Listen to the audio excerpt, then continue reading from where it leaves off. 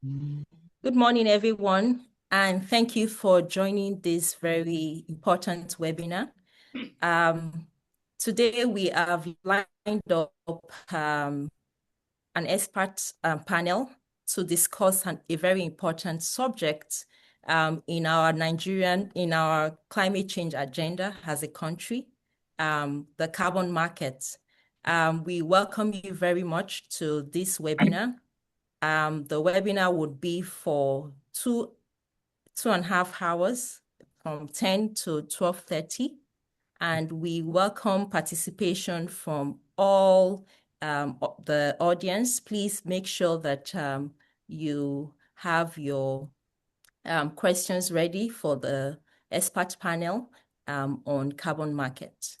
On this webinar today, we would have very notable panelists that would help us dissect the subject of carbon market, especially as it affects us in Nigeria. Nigeria just recently activated its carbon market plans.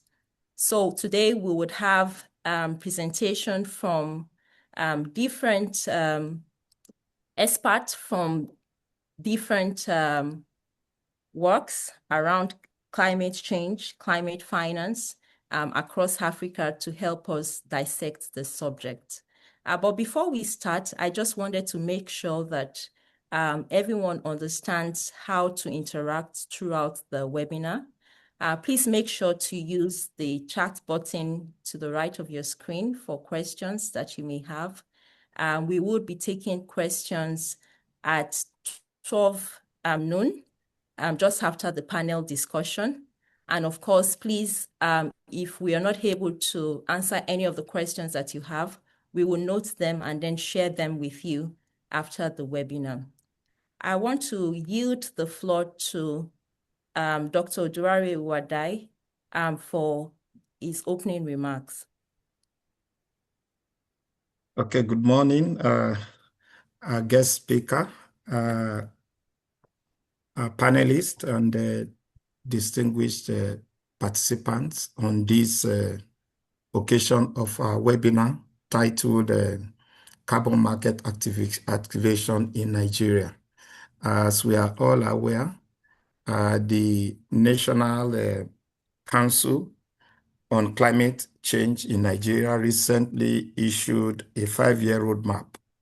And we, as Deloitte, as we have always been doing as our usual practice, we try to see how we work with regulators and also all stakeholders in trying to understand the policies that are being issued by government and also standards that are being issued globally that impact business entities.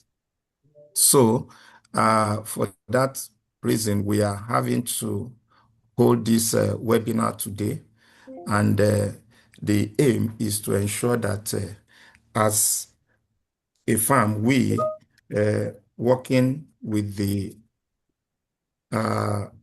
panelists and also those we have invited, we want to ensure that we understand what this policy is all about and also to know the implication, what carbon projects and accounting requirements will be as far as these policies are concerned, and what are the key considerations around governance, credibility, and compliance issues.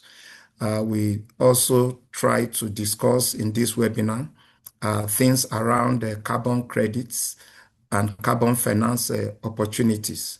And lastly, what are the key steps entities need to know to take and also to maximize the opportunities of the carbon market framework in Nigeria. So that is the reasons why we are here today. So I would join every one of us to pay rapt attention to what the speakers and the panelists would have to present to us today. And as we also take our notes If there are questions that we need to ask, we can chat. As Bolanle has said, we can chat those questions, and please try as much as possible to be engaging and to ensure that we all take the best out of this webinar. Questions we are not able to answer on this webinar, we will take them with us and we'll surely get back to you. Please let every one of us enjoy the seminar as it goes on. Thank you. That will be all for now. Thank you very much, Dr. Ojuwari, for that opening remark. I would like to introduce the panelists in brief, starting with myself. My name is Omobolanle Onowumi. I lead Sustainability and Climate Change Reporting and Assurance at Deloitte. I have on this panel today my co-partner on sustainability and climate change, in the person of Bernard Orji. Bernard Orji, do you want to also lend your voice to the webinar, please? Thank you so much, Bolanle. And good morning to everybody. Welcome again to this webinar, panel discussion on carbon market activation in Nigeria, what entities need to know. Over the years, Deloitte has worked with several stakeholders in the ESG and sustainability space. We have worked with government institutions and agencies, policymakers, regulators, and the private sector. Coming out of this work, we do see a strong need to create more awareness around the carbon market, to strengthen the policy and institutional frameworks, and to deepen the capacity of stakeholders. Consequently, as a thought leader, we felt the need to organize this webinar, and we are delighted to have you participate in it. So without further ado, I'll hand over to Bolanle to kick off the panel discussions. Over to you, Bolanle. Thank you so much, Bernard. And thank you, Dr. Ojuwari, as well, for that beautiful opening remark. Without further much ado, I think we should get straight into the subject, because I'm sure a lot of people are excited and want to know more about the carbon market in Nigeria. I have on the panel today one of our partners on sustainability and climate change, in the person of Isaac Swart. Isaac Swart is a partner in Deloitte, and he leads our global investment and innovation incentives practice in South Africa. He is responsible for carbon markets in South Africa in terms of carbon taxes, carbon credits. He is also the consumer industry leader for tax and legal, and is part of the G13 team responsible for government incentives, R&D incentives, energy efficiency, and carbon taxes in that region. Isaac has worked across region in Africa on carbon credits, carbon taxes, and also supporting in carbon market activations across the African region.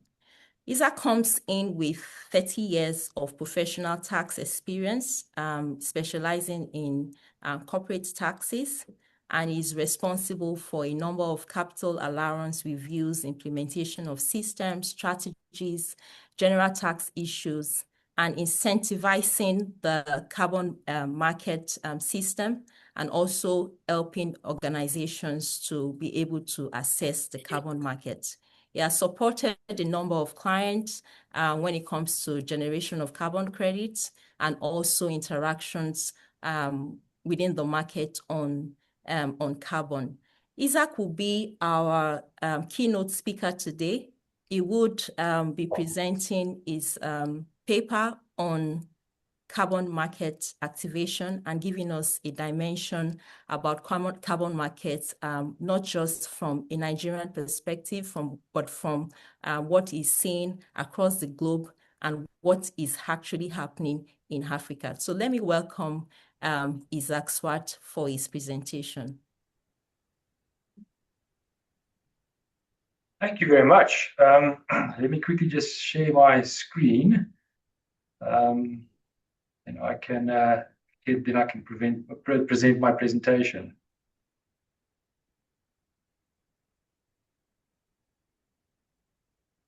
Here we go. Okay. I hope can you see my screen? Yes, we can see your screen. Okay, excellent. Thank you very much. I think what I wanted to start off today really was just around, give you a bit of an introduction in terms of what is happening in the world from an emissions perspective. Because if you have an idea of what the emissions are around the world, I think then it's something that you can easily then understand why we are going through this. Why are you going through this requirement? So I see somebody can't see the screen. I'm just going to try it again. Yeah. Right. Is it there?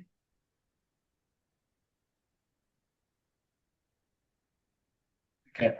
Right. Anyway, so as we go along, I'll if you can't see your screen. Okay, sorry. Let's try this again. Here we go. All right. Okay. Sorry about that. I'm not so used to Zoom, so that's perhaps the problem. Okay. So on this slide, there's quite a busy slide, and let me talk through it a little bit. To the left, you'll see the global fossil fuel emissions over the years from 1960 all the way up to 2025, that was the latest data that was available. And you'll see there's a couple of things where the emissions have reduced. So the first oil crisis, the 70s, something that we're kind of like seeing right now again with Iran. The second oil crisis, then a couple of other major events in the world that reduced emissions and effectively industrial activity, if you really think about it. And you'll see there the COVID-19 pandemic, where there was a 5% reduction in emissions across the board, across the world. And I think that was at that same time when something like ESG became extremely important. You'd probably recall at some stage, this was something that everybody wanted to know about, talk about, understand, and deal with.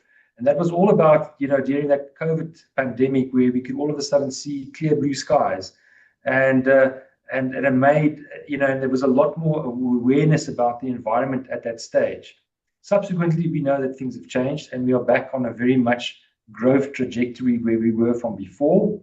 And if we look at who are the major emitters in the world, you can see that on the left-hand side, on the right-hand side of the screen, top right-hand side of the screen, China is by far the world's biggest emitter of CO2 or greenhouse gases in the world. Roughly a third of all emissions in the world comes back from them. The top five is China, the United States, India, the EU, Russia, and Indonesia. And those are countries that have very high emissions. Now, there's an interesting story about China. They always used to be less than America. And 2008 was the first year they overtook America in terms of global emissions. And they were exactly on par with America at that time. The American emissions, as we see on the screen there, has remained fairly static. It's not really grown. It's kind of like always been around the 5.9 million gigatons per year, more or less, and sometimes a bit more, sometimes a bit less. And that was kind of like always the biggest emitter in the world. China overtook them. And there's some very interesting stories around how China overtook them. If you think about cement and the manufacturing of cement, it has an emission called the process emission. So when you manufacture cement, part of the cement process, manufacturing it, releases a CO2. So China in 3 years, during this period we're talking about here, poured more cement than America poured in 100 years. And that just tells you the economic growth that they undertook, okay? That also tells you the story about the emissions that they released in that period. And that's the reason why they're sitting at such a high rate, because they're kind of like now more than double than what America used to be. And that's just from 2008 onwards. And it's very important to note that, in those periods, we already had things like coal, all those type of instruments around the world. Yet we still see this phenomenal growth in emissions throughout the year, throughout the ages here. Lately, if you think about what happened in Ukraine, all of a sudden Europe needed more energy. It used to get gas cleaner than, say, for instance, coal, and they switched back to coal because of the energy. So you can see there's a lot of external factors that play a role in how emissions get about. Now, just also at the bottom side of the screen here, we have a bit of a comparison between the EU and China. Just bear in mind that the EU topped in 1990 for 5 million metric tons of CO2.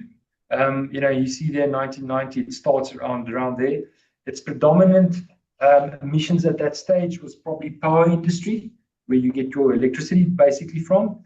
And then it also had a couple of other things like fuel exploitation, mining, etc., agriculture, etc. If you go to China, you'll see in 1990 they were quite far below what the EU was, and yet they're sitting now today at more or less 15 million tons, metric million tons of CO2, and their biggest source of emissions is the power industry. So how they generate electricity, essentially. Coal power stations is where they get most of their energy from. And then they also have industrial combustion processes. That's where the cement, etc., comes from. And then fuel exploitation, which is not so much, a very small part in their carbon footprint mix. These are all things that that gives rise to why we need to start looking at mitigating or reducing our carbon footprint, and clearly carbon credits and what Nigeria wants to achieve is to reduce its own carbon footprint. The next slide that I want to show here is just very quickly the profile that Nigeria's emissions are. It's also a very, very interesting profile. So you'll see, in 1996, around there, fuel exploitation, that's your oil and gas industry, was probably by far the largest emitter in the country. And it subsequently has reduced quite a bit if you look at 2024. And you'll see that something like industrial combustion and process emissions are also now, starting to get into the mix. It's that thin brown part at the bottom at the bottom of the graph, and then of course agriculture is a big part of it. Buildings a small part of it, but I think if we look at Nigeria, fuel exploitation is probably still the biggest thing, and will probably be the biggest thing going forward, as well as transport. If we compare Nigeria with the rest of Africa, it's number 4 in terms of rankings of emissions. Okay, South Africa here is sitting at number 1, and I think these were in 2023 the rankings that I'm showing on the screen here, and that number for South Africa is actually understated, because during that time we had a lot of load shedding, which means that our power supply couldn't produce electricity for us, and we used a lot less coal. So normally that number is a lot higher.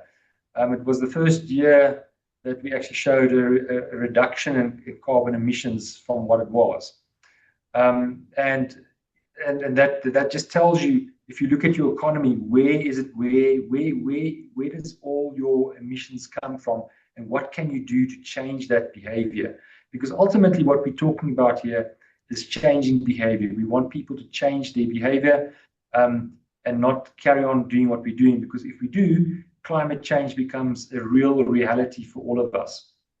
Just in terms of Africa as well, Africa represents 3.6% of the global emissions. So it's quite small in the bigger scheme of things.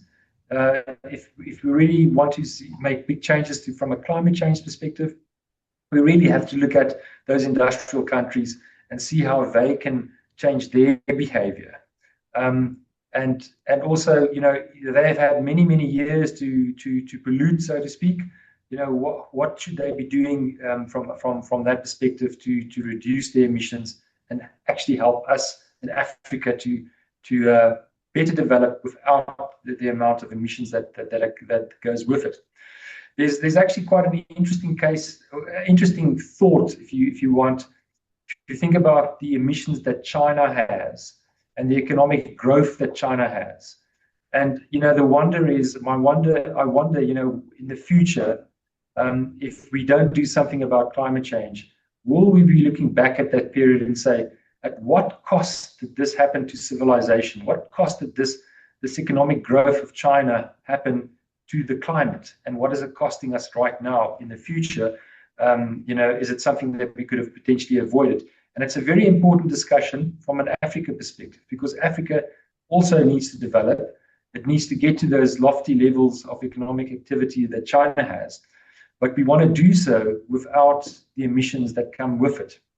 Another very interesting example to maybe look at is to say, if you look at the telecom sector, and you know, way back in the day, and the youngsters on the call might not remember this, but you had a landline. There was no cell phones. And Africa, obviously, as a continent, lacked landlines compared to the rest of the world. Communication was quite difficult. It wasn't as easy as it is today. And yet, you know, with the invention of cell phones, that just disappeared overnight.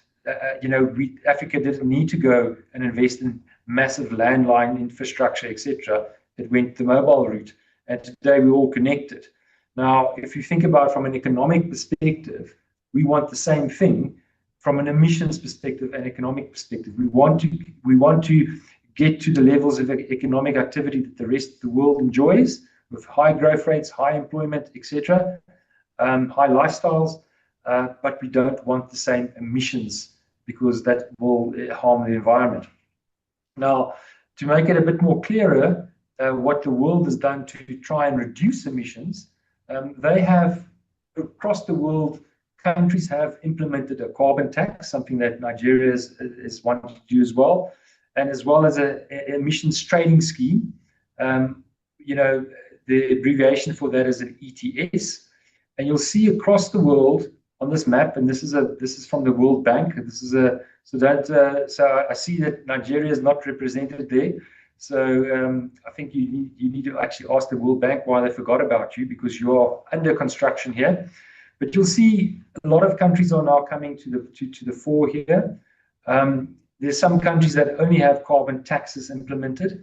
If you look at Argentina, Colombia, Ukraine, Japan, they all have carbon taxes, as well as South Africa has a very comprehensive carbon tax. Other countries have a carbon tax as well as an environmental or ETS system, which work hand in hand. And now, just a trading system, I just want to explain that very briefly, and we'll get into a bit of detail into that just now, is where you are given a cap of emissions that you're allowed to emit. So let's say you have a factory that produces cement, as an example, and the cement emissions that you have is 100,000 tons a year. The government, the country will then say to you, you are allowed to only produce 100,000 tons of emissions per year and nothing more. Now you have some growth, or there's more cement being manufactured, and now all of a sudden you're sitting at 120 tons for the year. What the ETS now requires you to do is to effectively find somebody who has an allocation like you at 100,000 tons or maybe more, who's not using that full allocation, and then buy that allocation from them, as opposed to paying a penalty tax to the government of the day.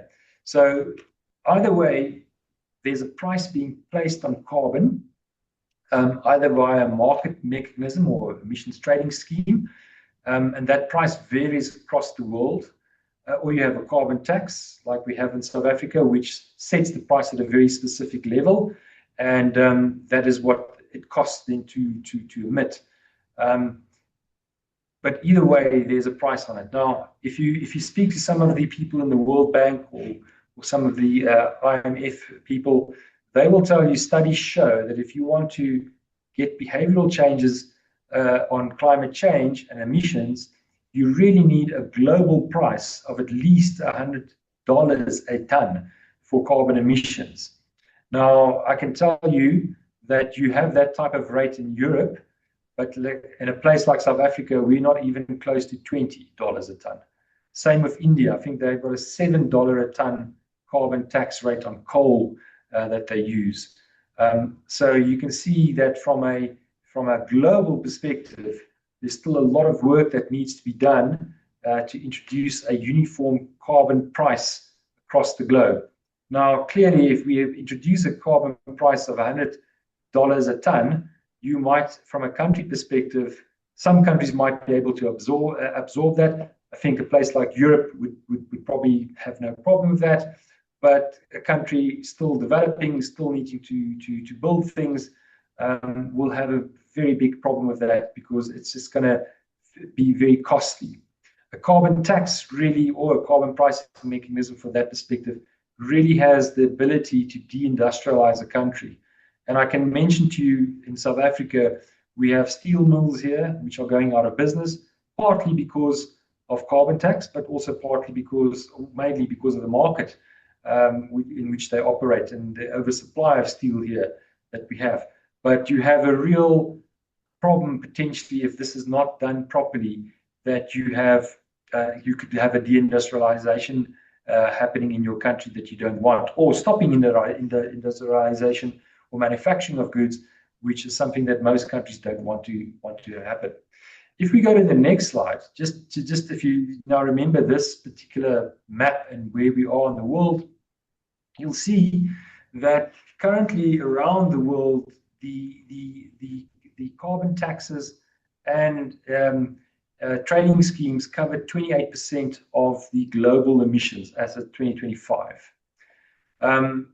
You can see way back in 2005, it was quite low. You had the Scandinavian countries, etc., that had carbon taxes, and that's essentially where it started, and then built up. And in 2021, you can see after the COVID pandemic, all of a sudden, all the awareness, more schemes have been put in place. And you can see that China has now entered into that thing, into the market, into the ETS schemes, where they've now kind of like just went up quite a bit, which covers a lot of the emissions. And it just shows you also that a place like China actually understands, climate change is something that we need to fight. We need to change it. We need to make sure that we don't have any problems in the future with that. And therefore, they've now started to do that. And of course, carbon taxes there happening all the way. If we go to the next slide, sorry, now I pressed the wrong button here. So why is it important? Is we really want to if you look at that map and who the major emitters are in the world, we really want to make sure that we can do something to change behavior, that we get compensated for it. So that's where your carbon markets come into play, or carbon markets play a very important role. It's really where the global north kind of like I want to say reimbursed the global south for the past emissions that it had, and that we can kind of like get the right technology, make sure that climate friendly projects are financed, encourage green finance, from countries that have intensive processes which they cannot change. If you really think about our world that we live in today, we need a couple of things. We need power. We need electricity. Where do we get that from? Mainly from fossil fuels. There is obviously a lot of potential for renewable energy, potentially for nuclear energy, but depending on where you sit on nuclear energy, you might not want to go that route. If you think about our civilizations, we need cement. Cement is a very big polluter.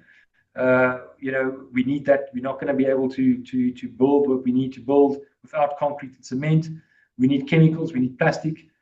All of those things are very carbon intensive type of things, and we need them to survive, unless we find some alternatives for that. And while we acknowledge that those things need to go along, we really need to find low carbon technologies, and we really need to find ways how to finance that. And that's where carbon credits come into play, and carbon markets come into play. If we look at carbon credits and we look at Africa as a whole, there is a real potential for Africa to exploit. I don't want to say exploit, that's probably the wrong word, but really to make use of this potential financing opportunity to get more funds to do the right things in our countries, and in Nigeria, for example. So if we look at where we stand at the moment, you know, we currently as a continent only realize around 2% of the annual potential of carbon credits, okay? And 2 or 3 countries stand out as the countries in Africa that benefit the most from carbon credits. That's Kenya, South Africa, and Uganda. And Kenya and Uganda really is around agriculture and that type of carbon credit. South Africa, if you look at it, is really around renewable energy because of our coal-based power stations that we have and the like. And then South Africa has a bit of a carbon credit market, which I'll touch on just now. If we go to the next slide, I just want to give you some background as to, you know, the major catchphrases or phrases around carbon credits. Okay, so we have project developers. Those are people who do the renewable energy, reforestation, energy efficiency, etc. They need verification, third-party verification agencies to do that, and you need a standard or somebody to issue the verified credits. Okay, and then you have to have a market where you can buy and sell these carbon credits. The key players really are your investors, your lenders, your buyers, your verification bodies, as I said before, and regulators. Now, in the voluntary markets as it stands today, which most of us operate in, there's not a lot of regulators. It really comes back to the major standards who regulate that the best. And the major standards really from my side, and I know I'm not listing all of them on the board here, but they are the CDM, which is under the Kyoto Protocol, coming back from the Paris Agreement, the Voluntary Carbon Standard, VCS, or Vera, and the Gold Standard. Those are the kind of like very well-known major standards in the world. Every now and again, there's a new one coming on the line, and that kind of like gets us to a point where, you know, you need to be very careful in the voluntary markets, and I'll talk about that a little bit more just now. If we look at what is our biggest challenges around financing or carbon financing, really on the carbon credit space, it is the additionality requirement. That is proof that green financing is required for a project to be feasible. Okay, so what the standards don't want to do is to really, you know, give somebody a carbon credit for something that's going to happen in any event.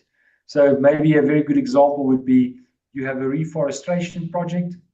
That project is going to happen in any event because you are forced to do so by local bylaws or by the government.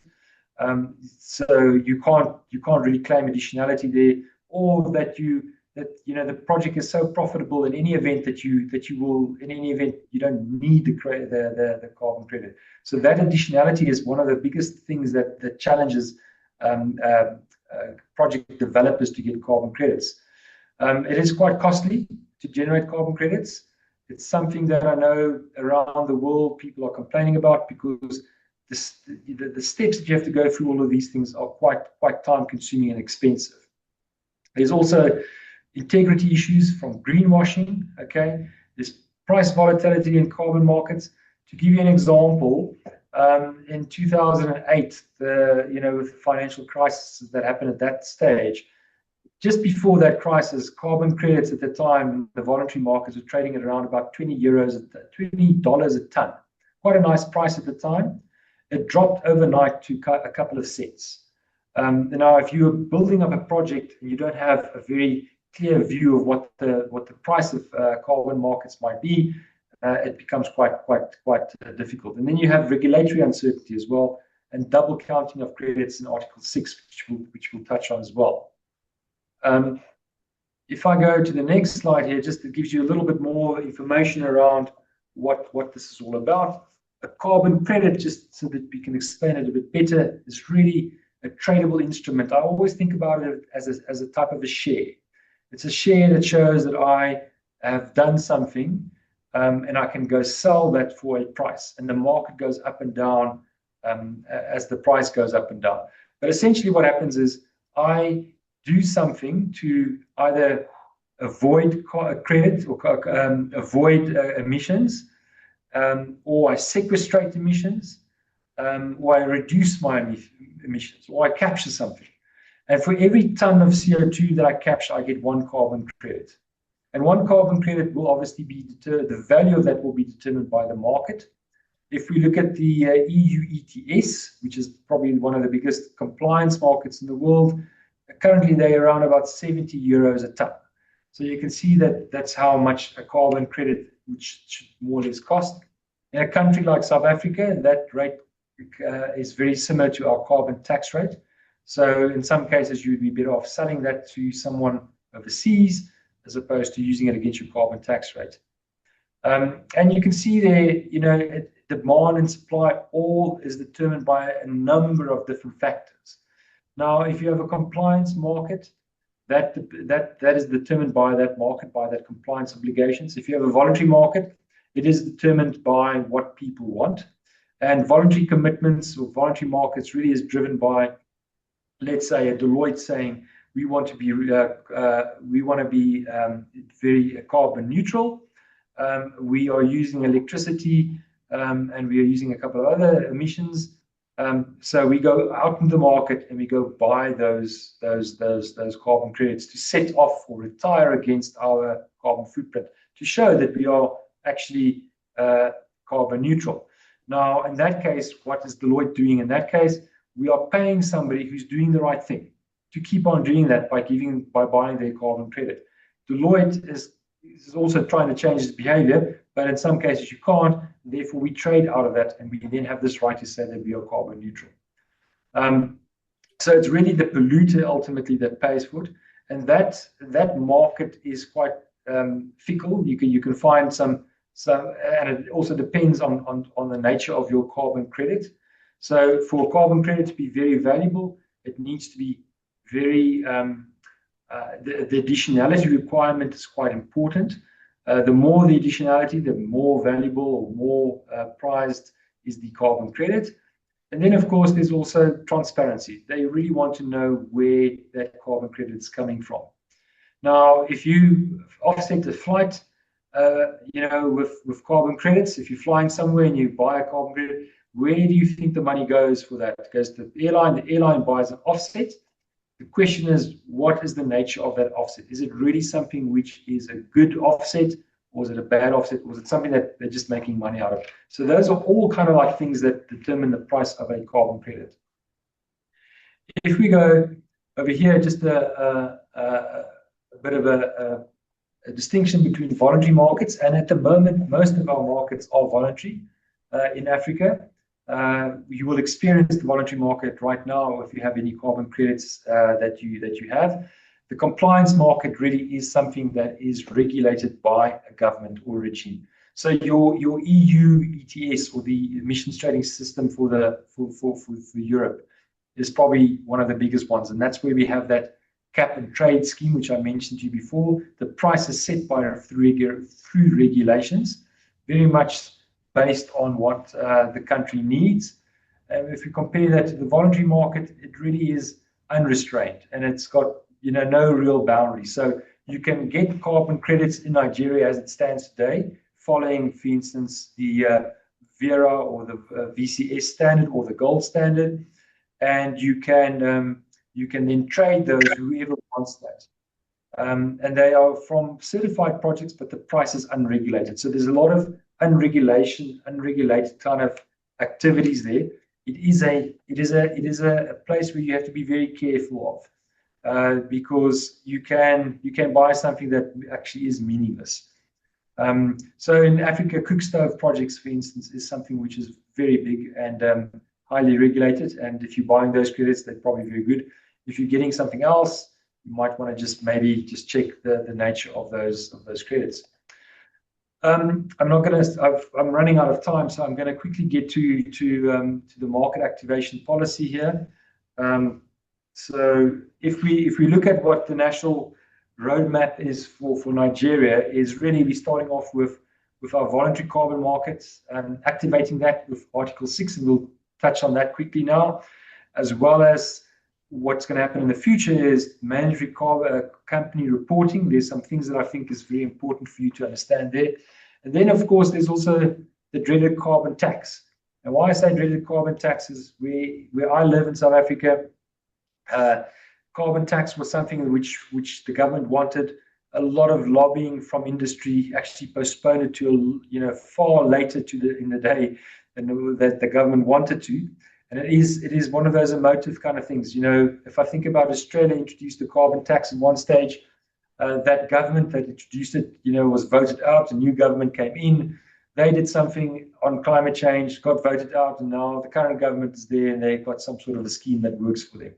So it's quite a political thing. It's something that can, and as I said before, it is something that can make or break a country. It can really either get you on the right path, or it could break a country where industrialization is being stopped. I'm going to very briefly just touch on Article 6. So you've got a couple of things in Article 6.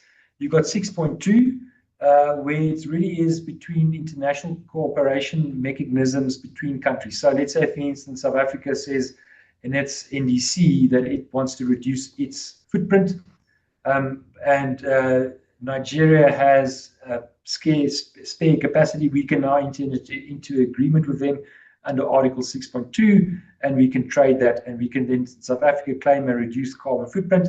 Nigeria obviously won't have that, won't be able to claim it. And the whole thing about Article 6 really is to try and avoid double counting, because what happened in the past was you have a cook stove project in Nigeria. It has 1 million carbon credits. It sells those carbon credits to someone in the EU, and the EU claims those as emission reductions. At the same time, Nigeria also says, no, but we reduced our emissions by 1 million tons.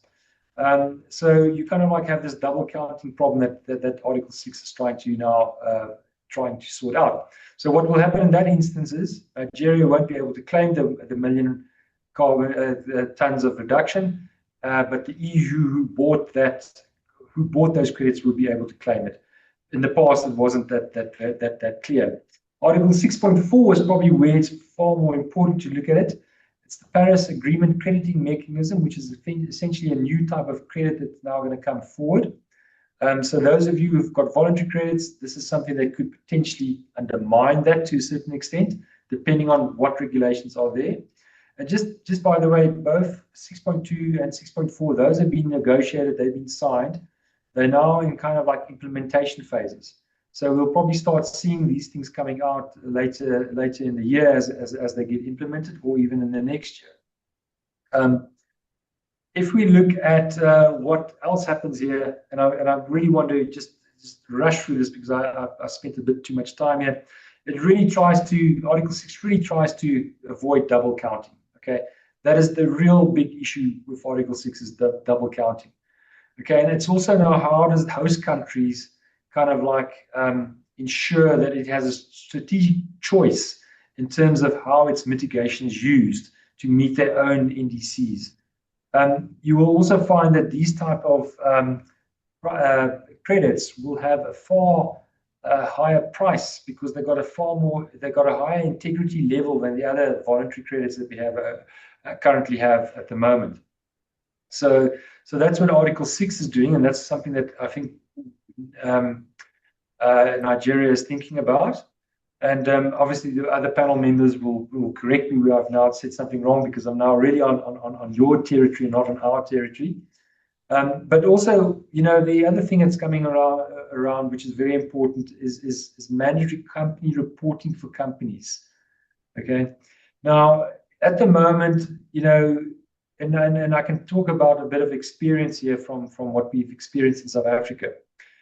Previously, you did not have to submit or report your emissions to any government. Okay, and I would imagine in Nigeria that is currently the case, unless you are potentially part of a multinational, and that multinational is situated in Europe or any of the other countries, and you might need to account for it in that sector. But if you're an ordinary Nigerian company, local, I suspect that you don't have to, declare any emissions to anybody.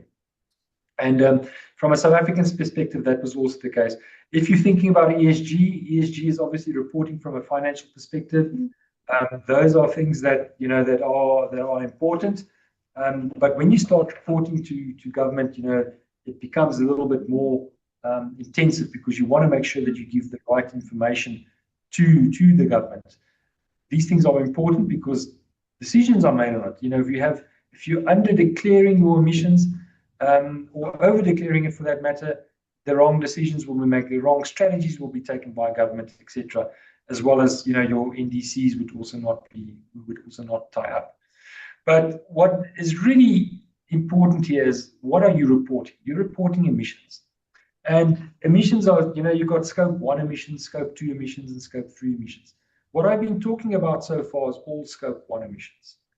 And the thing with scope 1 emissions is that we don't really want to know how much you paid for gas or for diesel.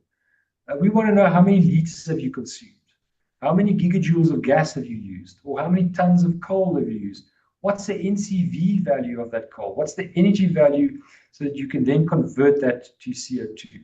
So it's very important to understand how you prepare for this, is to understand your emissions. Do you have combustion emissions? Do you have process emissions? Do you have fugitive emissions? Combustion emissions is quite simple. It's you burning something. You're burning a fossil fuel. A process emissions is where you have a chemical process, like manufacturing steel or like producing cement. Those are where you have process emissions. For every ton of clinker that you produce from cement is roughly equivalent to 1 ton of CO2 released. That's part of the process of how you manufacture cement. Fugitive emissions really is something around where you are flaring gas or transporting crude oil in a pipeline. It's fugitive, just as it says, it just escapes out of the thing. There's some other things to consider here, is the cost of third-party verification, because you might need to verify what you're saying. It doesn't help you saying, oh, I've got 1,000 tons or 100,000 tons of emissions, but in actual fact, it might be 200,000 tons of emissions. So government could potentially ask you for third-party verification, prove that you've only used that.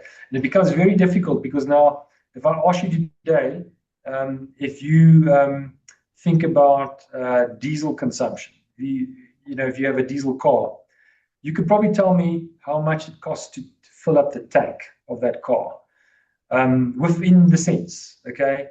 And now with the latest price increases, you'd probably be able to tell me exactly how much it's increased with. But can you tell me how many liters have you consumed? And that is the thing that we are trying to get to, is the liters of consumption.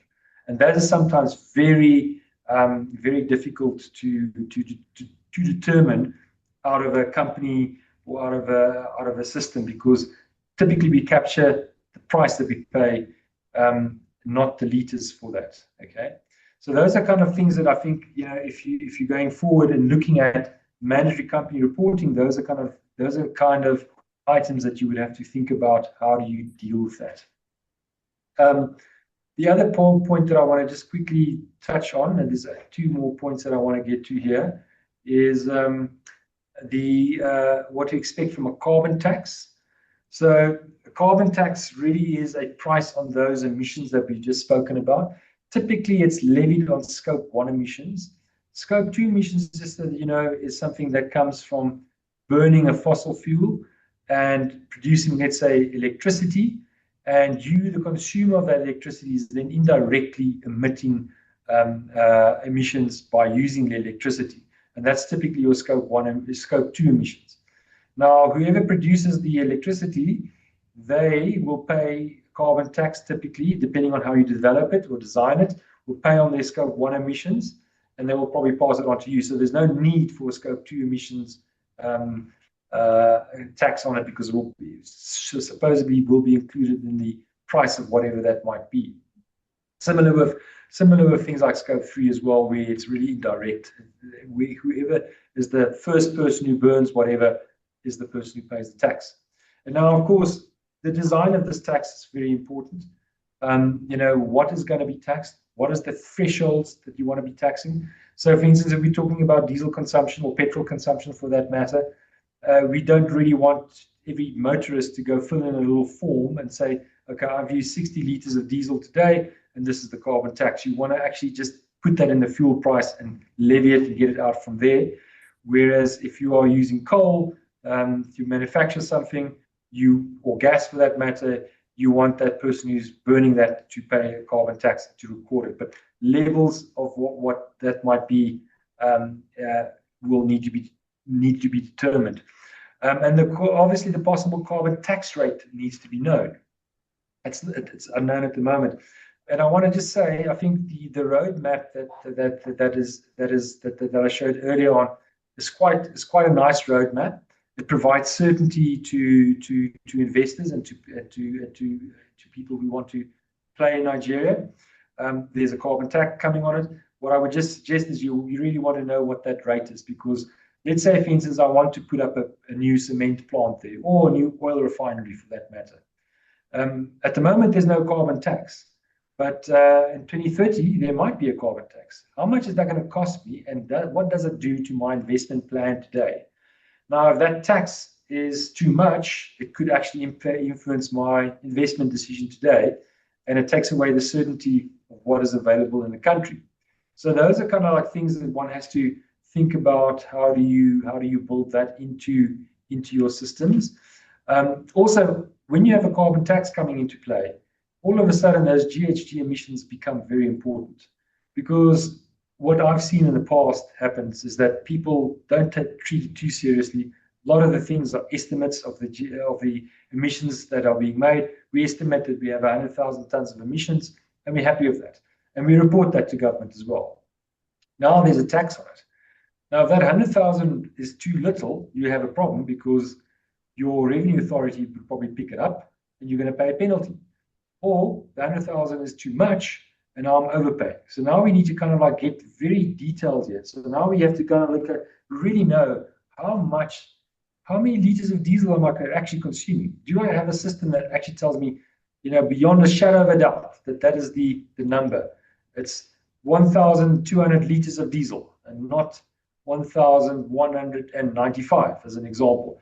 Those are the kind of like things that when the carbon tax comes into play, you'd have to look at. But there's still a lot of design inputs that I guess needs to happen here, and it would be interesting to see how that happens. Globally, what most countries try and do is they put it into a fuel levy, or they try and tax it at source. So fuel is quite easy because it gets put into the price of the pump, and that's typically regulated in most countries. If you look at electricity generation using coal, it gets taxed right there. It doesn't flow down to everybody else. And lastly, what I want to just make, I just want to get to carbon credits here as well. You can obviously, depending on what system you're going to implement, your carbon credits that you're going to be generating could be used as an offset against your potential carbon tax liability. That also then becomes much more important, where those carbon credits are coming from, and how they get retired. So there's a lot of things from a government perspective, because what you don't want to have happen is that I generate carbon credits on something that I do in Nigeria. I then sell it to someone else, but I also claim it against my carbon tax liability. You can see that all of a sudden the other person is also going to be claiming it against a carbon tax liability. So you kind of like have double counting as, again, that whole double counting thing that you want to make sure that doesn't happen. And obviously, as we are talking about retiring and offsetting things, you want to make sure that is as tight as can be. You don't want any funny business there or any fraud to happen. And then, sorry, this is my last point that I want to make, is CBAM.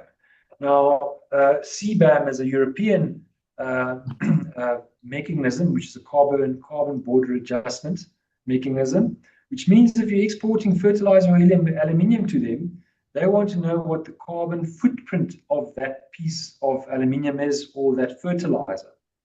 And whatever the difference between the carbon price that you have in Nigeria, and at the moment there is no carbon price in Nigeria. There's just potential of it coming, and what it is in the Europe, which sits between 70 and 100 tons tons of CO2. Between 70 euros and 100 euros per ton of CO2. They want you to pay in the difference.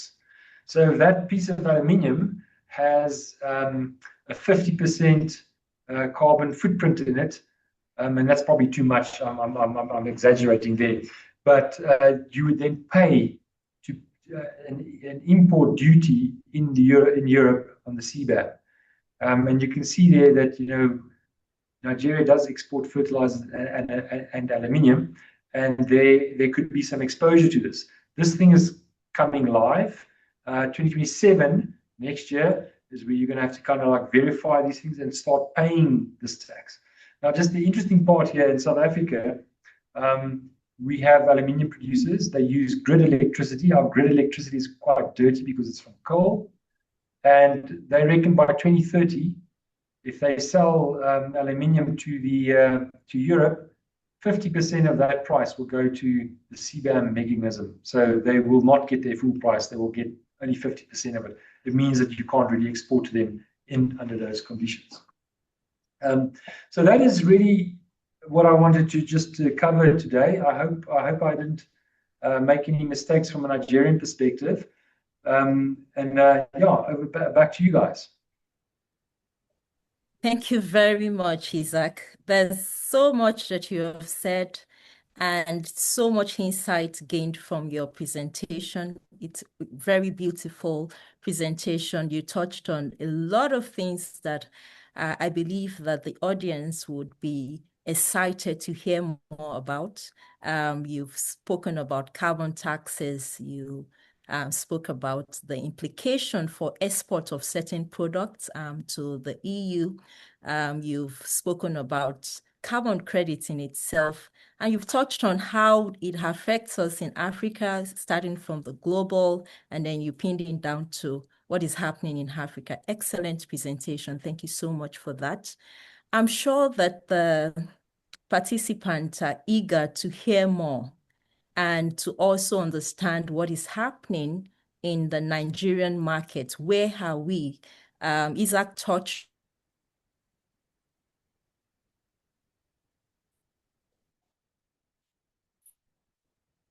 on the first time. So we would now get into the panel discussion. I would like to introduce my distinguished panel for this discussion on the carbon market activation in Nigeria.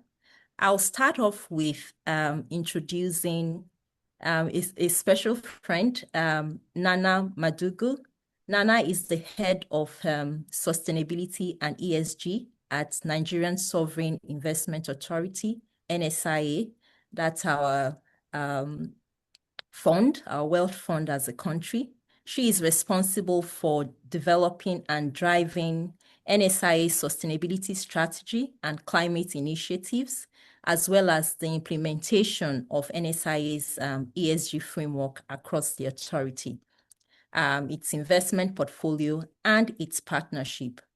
Nana is a first-class bachelor's degree holder in computer systems engineering from the University of Kent, and she also has a master's degree in oil and gas management from the University of Dundee. Nana has extensive experience in infrastructure investment, particularly in originating, executing, and managing strategic and impactful investment, including several climate-focused projects. Our expertise spans various areas, including climate finance, climate strategy, climate policy development, program design, project management for both private and public sector entities. Nana is involved in the delivery and implementation of key national initiatives and development of national policies.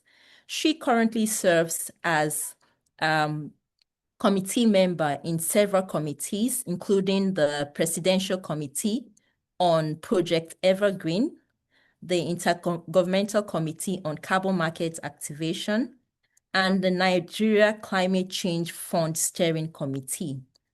She plays a role in the development and implementation of important national climate policies and programs. Nana, in addition to those roles that she plays at national level, she also plays significant role as in advisory for several organizations, such as the Global Capacity Building Coalition Advisory Group, and Principles for Responsible Investment, Infrastructure Advisory Committee, and she is a fellow of the New York University Abu Dhabi Investment Transition Lab. Nana has authored several articles, prominent articles on sustainability, on climate resilience, climate mobilization, and ESG practices. So please make welcome Nana Madugu from the NSIE. I would also like to introduce my second panelist for today, in person of Engineer Babatunde Aina, MFR.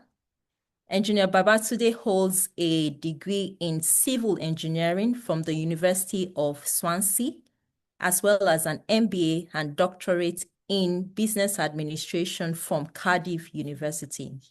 He started his career in London as an FSA, and he has built 35 years of global experience in construction, infrastructure development, and project management. His expertise spans the entire construction life cycle, starting from feasibility and pre-design to delivery, coupled with his strong competence in budget control, cost estimation, scheduling, and stakeholder engagement. He has delivered high-impact results for major organizations across the UK, EMEA, and Nigeria.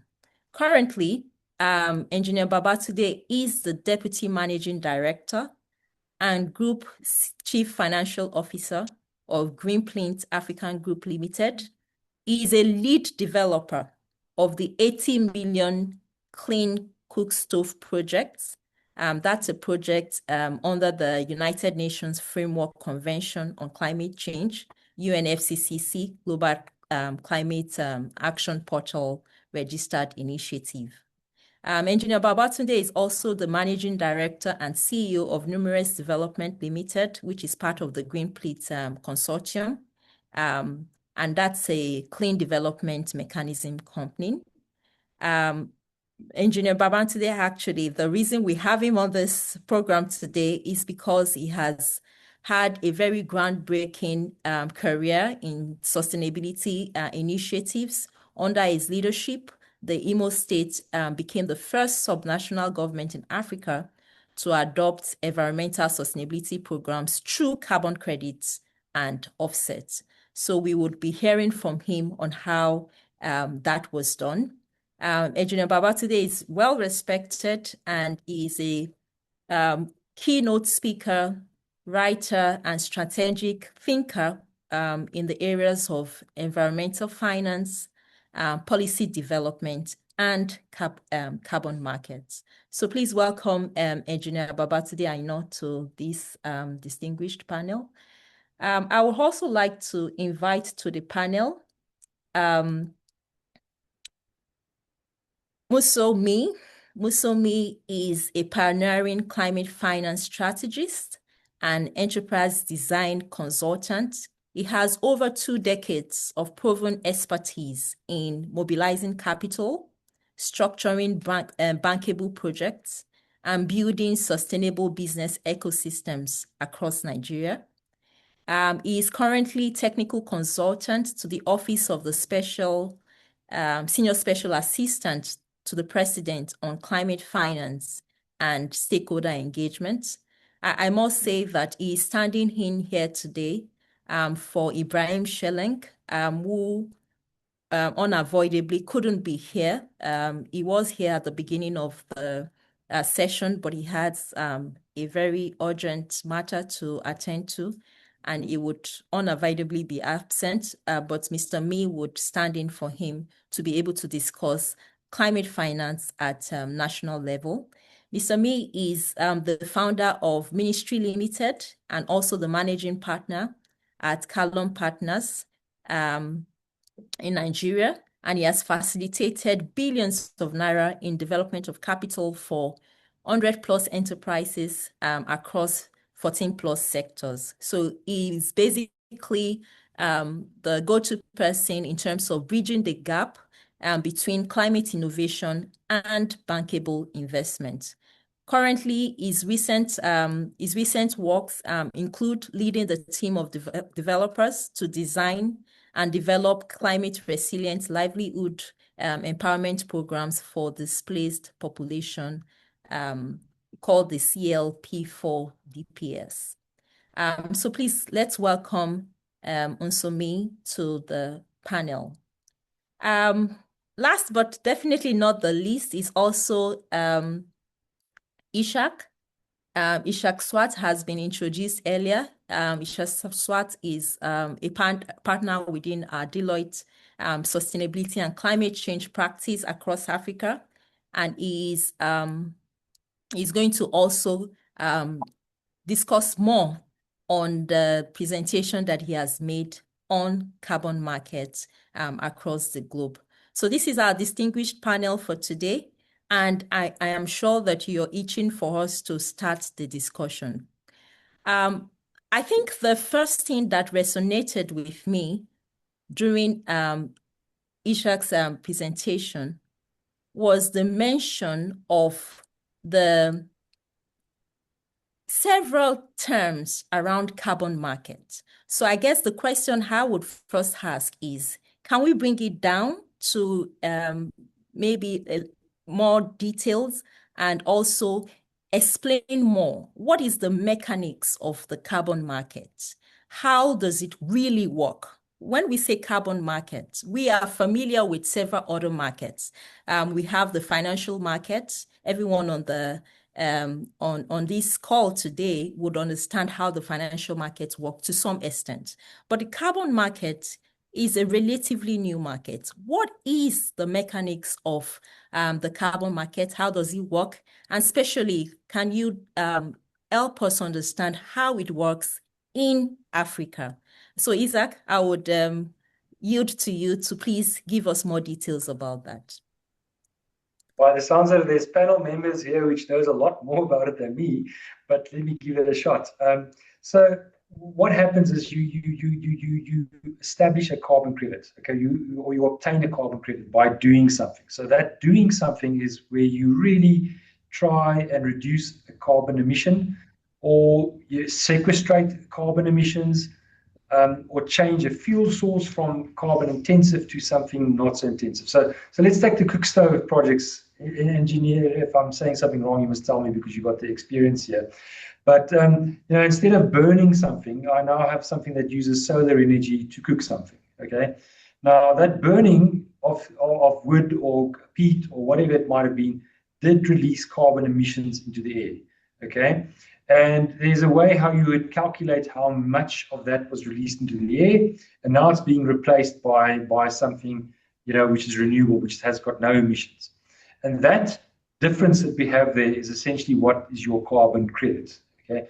Now, to get that carbon credit, there's a lot of different steps that you go through. You can imagine, there is how you measure it, etc., etc. But let's say you've got those carbon credits now. Now you sit with these carbon credits. And if you don't have a compliance market, and a compliance market would be somewhere where you would say the government is saying that you have to buy credits or you have to do something to change behavior, and I use those credits to do that. That's we're sitting in a voluntary market. Now you'd have these credits, and you would then essentially kind of like over-the-counter type of a mechanism go out into the world and say, I've got so many carbon credits. Who is interested in this? And you'll find, depending on which country and where that is, some countries have exchanges that you could trade it on, where the exchange makes provision for that. Some countries, it's not as sophisticated, and you might actually have somebody just who sells it across the counter to whoever wants it. Obviously, you need to find a buyer in those cases. The buyers would typically be somebody who's got some sort of a requirement to show a reduction in its carbon footprint, and they can't do it otherwise other than buying those credits. So the market, is really very much, I've got these credits. Can you buy it? What is there, and how you create that market is then very, very important. Now, Africa has got and Nigeria has got a very good potential to doing so. So if you think about reforestation or mangrove, that type of work that is being done, that all saves emissions or reduces emissions. Now, if that's being done and it has the right credentials, because it's also very important, as I said earlier on, you want to have very high value credits, with a lot of transparency, a lot of additionality, you can then sell that on the market. Now, that market is, depending on the jurisdiction, could be over the counter. It could be a very specific market, like in the EU, where you have a dedicated market and exchanges where you can sell it on. Thank you, Ishak. So you've said a lot, and you've actually now mentioned a lot of things that also still now begs some questions. I know that. Add to that. Can you hear me? We can hear you. Okay. So you've said some things that also now, brings in some additional questions from me. And what comes to mind is, when we are looking at the carbon markets, especially in Nigeria, it's a holistic system that we are trying to unlock here. Nigeria has, by itself, based on the agreement we have, the signage to the Paris Agreement, we have our quota to contribute to climate action. And by that, we are expected to have our national determined contribution established and report on that on a regular basis. The question would then be, how do the carbon market support our nationally determined contribution as a country? And what role really is the private sector expected to play when it comes to achieving that overall objective? Nana? Thank you, Bolanle, and good morning, everyone. Thank you for having me this insightful webinar. So I think perhaps to set the context, which Bolanle, you did touch on that, what are nationally determined contributions, or NDCs, as the acronym is. So in the simplest form, NDCs are just commitments, greenhouse gas reduction and adaptation commitments made by countries that signed the Paris Agreement. So that's in the simplest forms, that is it really. NDCs are not imposed by UNFCCC. Countries come up with this, National Climate Action Plan. They outline these self-defined commitments, highlighting their mitigation targets. So by how much they intend to limit or cut down, their greenhouse gas emissions, highlighting sector-specific actions, areas that need financial support and all of that, as well as their adaptation strategies, which is how they intend to enhance the resilience of, their country to the effects of climate change, which we are already seeing. So in the case of Nigeria, Nigeria submitted its NDC 3.0, which is the third version of its NDCs last year, yes, in 2025, where it revised, these NDCs. So Nigeria has conditional and unconditional NDCs. Now, the unconditional NDCs are NDCs that would be delivered by the country. So the country's commitment, using its own domestic resources as well as government or policy reforms. But then that's the unconditional NDCs. But then there's the conditional part, which is contingent, on international support. So be it technology transfer, be it financing, or be it, capacity building. So that just sets the context, as to, NDCs. But then coming back to the role that carbon markets, play in supporting Nigeria as well as other countries in delivering, on their NDCs. I think, Ishak spoke about how or what a carbon market is and how it allows for, transfer of emissions reductions across, different parties and the ecosystems. But I think particularly looking at the conditional targets, for Nigeria's NDC reductions, you require substantial investment. And we all know that public resources are quite constrained, right? So we need, additional sources of financing. And this is where carbon markets could be leveraged. They're an effective mechanism that could be used to deliver on, our conditional targets, because they help bridge a gap, by creating revenue streams for these emissions reductions. So when carbon projects generate verified carbon credits, they attract additional capital into sectors. So be it clean cooking, be it waste to biofuel, or be it, agriculture, forestry, and other land use type projects.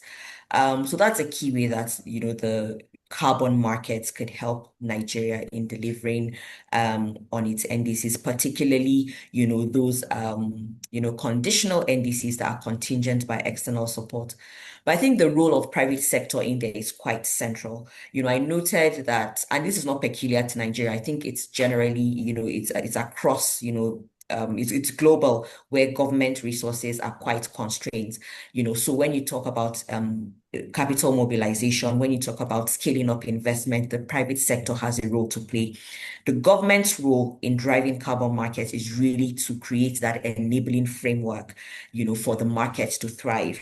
So starting with the carbon market activation plan, which sets the policy direction as well as provides the framework and clear returns pathway for carbon transactions, setting up registries to help with transparency and increasing the integrity of carbon market, and just providing that regulatory clarity. That is the role of the government. But the private sector, it plays a key role in, first of all, investing in these carbon projects.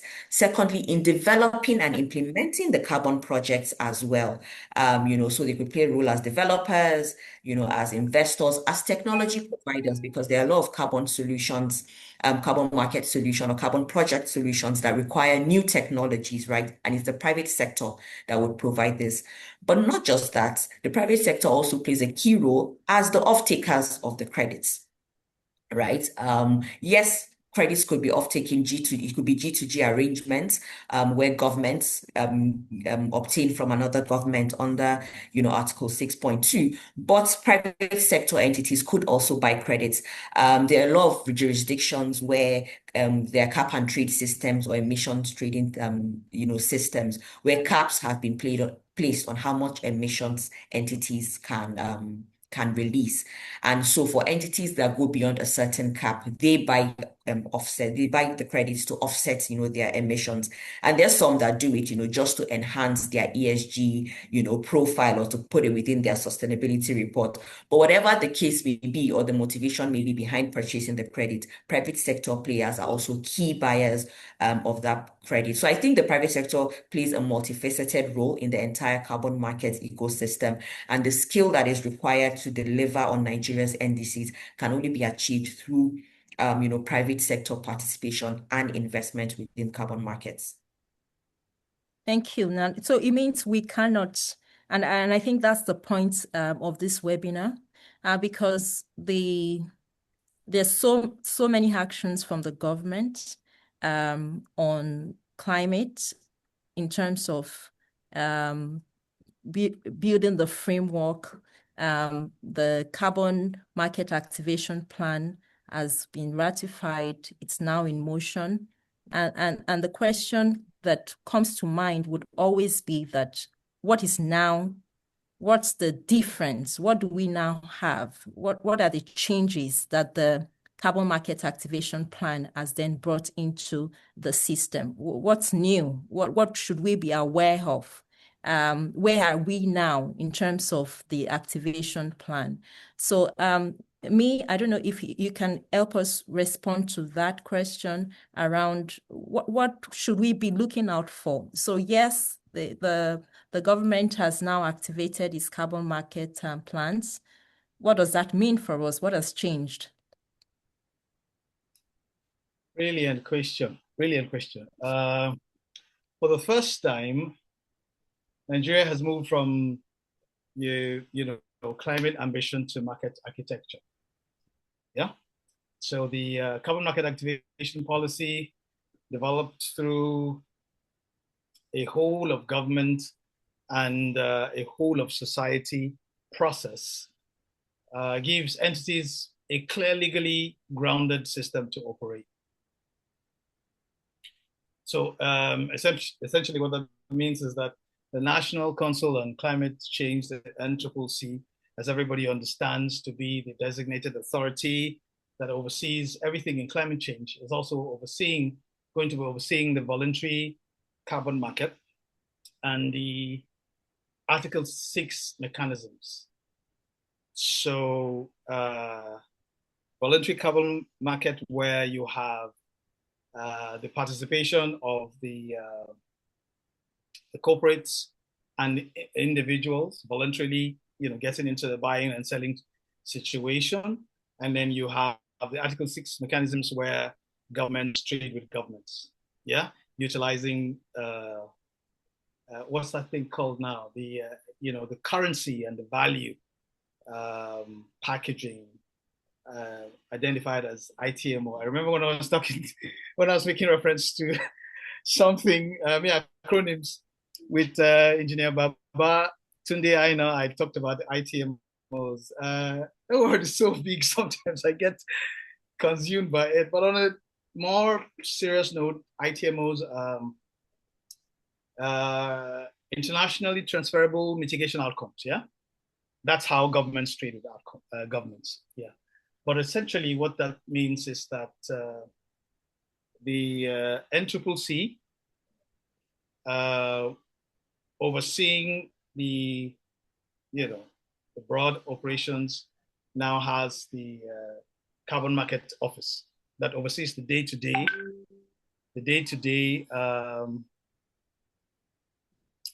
approvals, and also kind of manages that and manages the carbon market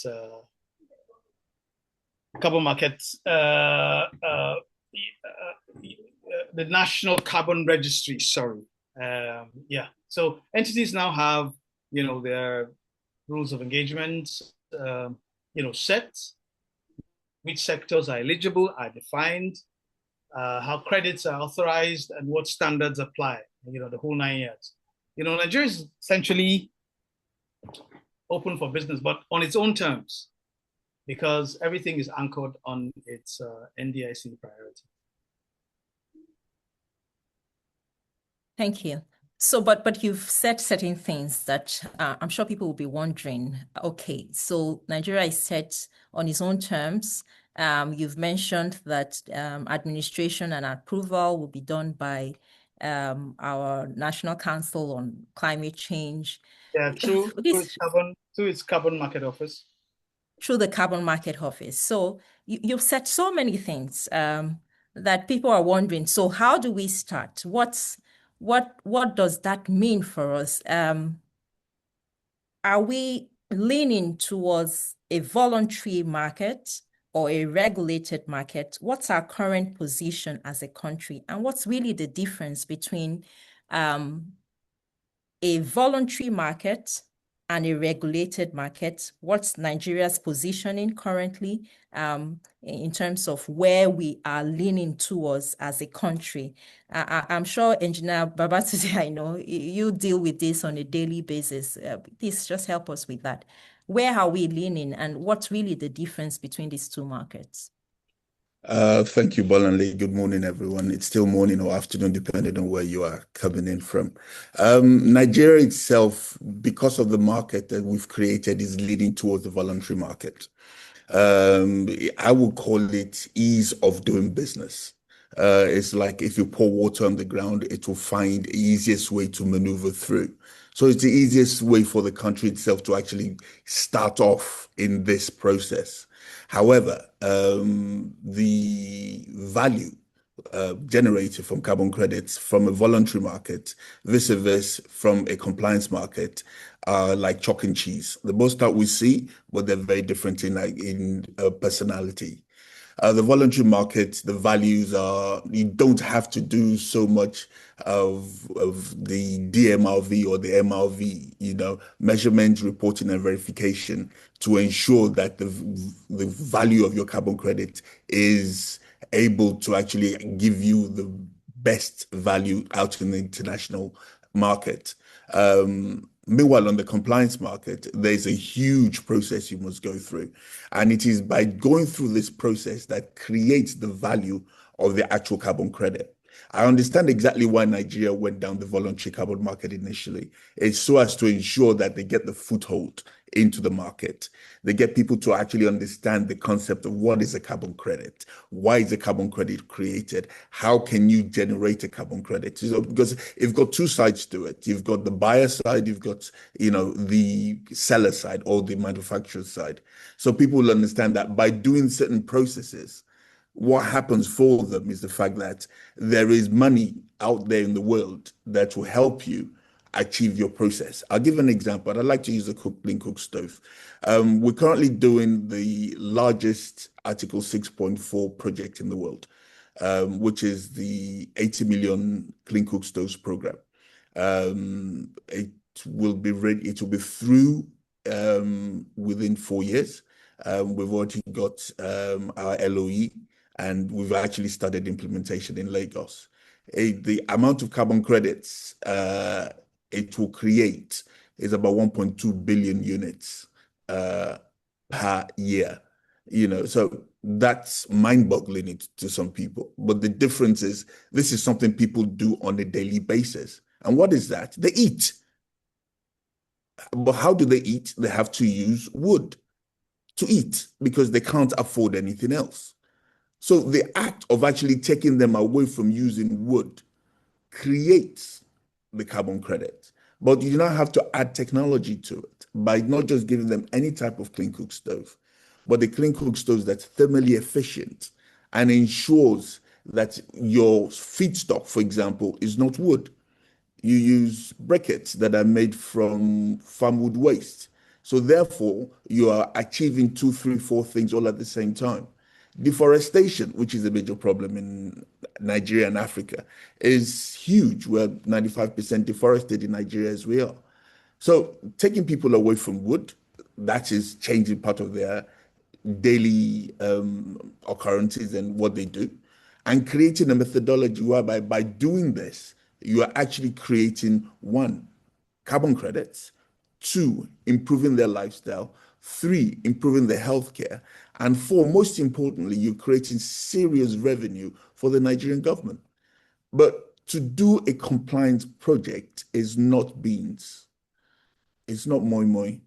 It requires, we've been on this for about almost 6 or 7 years. And, not everyone has the ability to go down that route. So a lot of people go down the initial route, which is the voluntary route. And they don't know that, okay, there's not that much requirement for measurement, reporting, and verification, and ensuring that they can actually get a leg into the market itself. But once they've actually done that and they understand how it works, then they can now start looking at things like the compliance market, which is the Article 6. So there's this, as it's been said earlier on, you've got the 6.2, 6.4. And then the 6.8, but that's neither here nor there because that doesn't really bring anyone money. For what I would say for the market itself and for most people out there, a lot of people go in through the voluntary, which is why Nigeria itself has gone in through the voluntary initially, or voluntary lean is what I'll say, but with the focus eventually of ending up in the compliance space, because that's where the real money is. Thank you, engineer. But if you look at the carbon market activation plan of the country, you will find that it's not all projects. There are project specifications. So we must not assume that I create a project that I think, in my mind, is as a carbon reduction attribute, and assume that I would be able to assess the market because, I have such a project. So there's really a clear delineation between what is a bankable project and what is not bankable. So Nana, you have all the fronts, and I think you can help us with this. What really would make a project bankable? So I think I'll provide these insights from the lens of an investor. So we have NSIE. Last year, a couple of years ago, we had set up a carbon project investment platform called Carbon Vista alongside Vitol, which is a leading energy trader globally. And so Carbon Vista basically just invests in carbon projects, right? Removal projects, avoidance projects and all of that. And yes, we are conceptualizing some of the projects, but a key thing for us, really, the main approach is to leverage project or work with project developers, right, and invest in these projects. And so we've seen a lot of them. We've had a lot of conversations. We've seen a lot of projects. And I would say for us as an investor, investing in carbon projects, what makes it bankable? First of all, I think overall, first of all, there has to be clear environmental integrity and strong financial fundamentals, right, to start with. A carbon project has to be able to demonstrate those reductions, right? The reductions or the removal. Now, it's a bit tricky because carbon credits are not, they're not like a tangible asset, right? And so there's a lot of, methodology that goes in there. There's a lot of science, behind it, but at least the methodology needs to be solid, right? You have to have clear baselines. You have to have clear additionality. The monitoring, reporting, and verification system has to be clear, because it is that system that would show that, or rather that would determine how strong or how much integrity your credits are. First of all, you don't want a situation where you're investing in a carbon project that, the emissions reductions are overestimated, right? And so looking at the project from end to end, first of all, how would a project reduce the emissions or remove the emissions? What is the MRV system, in place? What is the baseline? What is that additionality and all of that? What are the estimated reductions? All of that. Secondly, the commercial fundamentals must work because, again, as an investor, that aspect has to be clear as well. So you want to see what the revenue streams are. If, for example, okay, it's a clean cookstove project, would the revenue stream be purely from the sale of the credits? Or are you going to maybe sell the stoves at a discount, for example, just to incentivize uptake or usage? And then what makes the project break even would then be the carbon credits. What exactly? So we have to break down into the commercial fundamentals. Who are the credible off-takers? And even the target market, for example, now we're seeing more of, I think globally, you're seeing more demand for CORSIA credits, and CORSIA is basically what I say, carbon, it's within the carbon market, where it's largely for, the airline and aviation industry, right? Where there are regulations around, offsetting, emissions from aviation and all of that. Things around the assumptions, even what the baselines are, like I said, the proposed pricing, the issuance timeline. Timeline is key, because these projects, the reductions don't just happen in a day, right? It's across a period of time. So ensuring that activities are properly sequenced, I think that is key. But then also importantly are the co-benefits. Yes, you want environmental impacts, right? You want to reduce the reductions or remove the reductions. But beyond that, there needs to be a social angle to it because that actually also plays a role in the pricing of your credits, right? You want to see how you are improving social outcomes. So for example, again, with the Cookstuff project, yes, it's clear that less carbon is being emitted. Yes, you're reducing reforestation. Sorry, you're reducing deforestation and cutting down of trees. But an important aspect which makes Clean Cookstuff's projects quite attractive is the health benefits, right? Because now you have better health outcomes and better health outcomes for a vulnerable group. First of all, for rural communities, because they are the ones that typically use, firewood. And then for women and girls, because we are in a world or in the part of the world where things around cooking, it is women and young girls that, cook, right? Or are mostly in the kitchen. If a woman wants to cook, she'll probably send her daughter to go and fetch the firewood. So you see the social benefit from that angle, which is one of the key things that makes it quite interesting. So those co-benefits have to be there. It's not just about reducing emissions, but also about seeing the impact from a social aspect. And then very importantly, I would say is execution capacity. We want to invest in developers that know what they are doing, that understand how carbon projects work, that at least have even done, some carbon projects, even if, no one has sold in the compliance market, at least VCM has been happening for a while. So having one or two transactions, proven transactions would be good because it shows that you know what you're doing. You have strong governance structures, you have clear operational plans, and that would unlock financing. So I think those would be the key things, at least from an investor perspective. Those are the key things we look at where projects where the climate impact is credible and the investment case is commercially sound, and the benefits from both an environmental and social perspective are clear.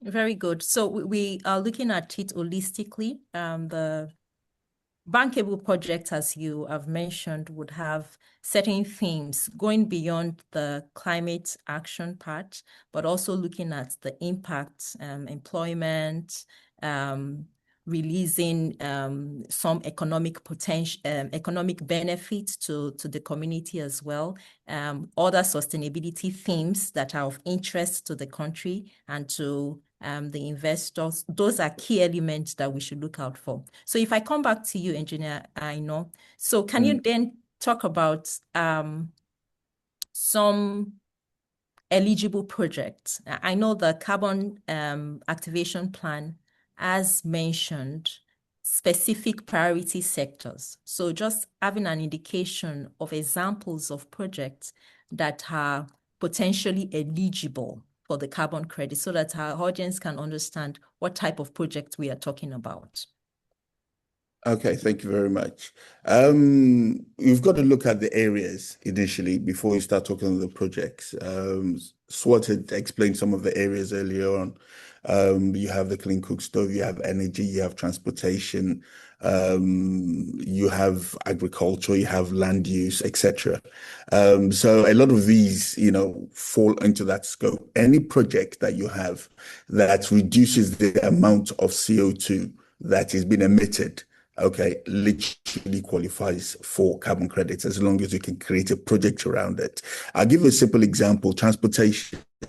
Our average buses, in Nigeria are anything between 5 to 15 to 20 or 30 years old. By transforming the process and taking people off our typical petrol or diesel buses and moving them to either CNG or electric buses is a project that qualifies. You can, by just doing that, you can calculate the actual amount of diesel that's used and the emissions that's created from the diesel fumes. And you can use that to quantify how much carbon credit will you be able to get. Another thing you can look at is the amount of people that you're actually taking off using cars and moving them into a bus, because they will have been using different types of buses or different types of cars. The average car in Nigeria is about anything from, 5 to 15 to 20 years old as well. So by moving people from these type of processes into electric cars, into CNG cars, is something that qualifies. One of the opportunities we missed as a country was when we were doing the CNG initiative, was by getting every entity that is moving their transportation focus from petrol to CNG automatically qualifies them, or the entity or the vehicle, as qualified for carbon credits. Also, you can have things such as, if you look at power generation, once you're moving away from things like diesel and you're moving things to gas, which is a transition fuel, the amount of diesel or CO2 that you are saving, or the GHG saved from the use of diesel generators, qualifies you automatically for carbon credits. So you have entities that currently generate huge amounts of CO2 because they have to use diesel or petrol, or I'm better past my neighbor, and you transfer them to either gas or even solar, makes them qualify for carbon credits. The whole process, even agriculture, there's even blue carbon, okay, that you can go to. But the whole process, and the most important thing about the process, is understanding the scope and the methodology that applies to whichever transition you want to undergo. Once you have that in, and then coming together, one of the issues we have in Nigeria or in Africa is this me mentality. By the time you come together as a group, okay, if you look at the amount of entities that are using solar as we speak right now, each and every one of them does indirectly qualify for carbon credits, but they wouldn't come together. It's always me, me, me. You know, it's got to be like a class action suit against, you know, the environment. So they all come together, and then they get a proper professional, a proper project developer, okay, to assist in putting the program of works together. So it will be like a program of activities with all the different facets of what is required to get them to come together to create the project. The same thing goes with transportation. You find everybody wants to do it themselves. They believe that, you know, I'm an entrepreneur, I have 3 buses, I have 5. But if they came together, they would not have a project that will be bankable. And based on that, they will not be able to say, okay, let us move and actually attempt to do one thing. Another example is reforestation, for example. You're looking at things like the mangrove forest. You wouldn't believe that by reforesting areas with mangrove, you can get up to $14 per metric ton. But people, you know, we oversee things such as this, and we don't actually see what is available to us. So anything that you're doing in a natural process that reduces your GHG footprint or your carbon emission qualifies for carbon credit. The problem is understanding the scope and getting a professional. You see, the problem we have in Nigeria is you have the typical Nigerian believes because he can draw, all of a sudden he doesn't need an engineer to do his house. You know, so he said, put brick there, put brick, I call bricklayer, I come and put block here, and you know, but they wouldn't understand that you need to do soil tests, you need to understand what the bearing capacity is. Yeah, you know, and then they think that, oh, I can use Excel, so I'm a financial person, I understand how it goes. But that's where professionals are required.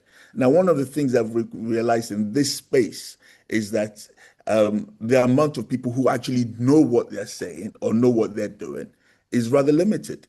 But there's so many entities have actually collected carbon credit. Over 15 entities have collected compliance carbon credit in Nigeria. And they have reviewed it and renewed it, and they are still collected. Many large, I will not say their name now, but you know, there's a major large oil and gas entity that was created from the proceeds of carbon credit because they got it for the first 10 years, and then they were able to take the monies that they generated from that. And what did they do? They used to flare. A 2004 report, World Bank report, showed that Nigeria flared enough gas to power the whole of Africa. Unbelievable. Meanwhile, everybody who's a Nigerian on this call has a generator. Yeah, I guess that's the point of a webinar like this, and the role Deloitte is playing to bridge the gap in terms of awareness, and also because you can only do as much as you know, and you have said certain things that are very important, and that brings me to further discussion around this.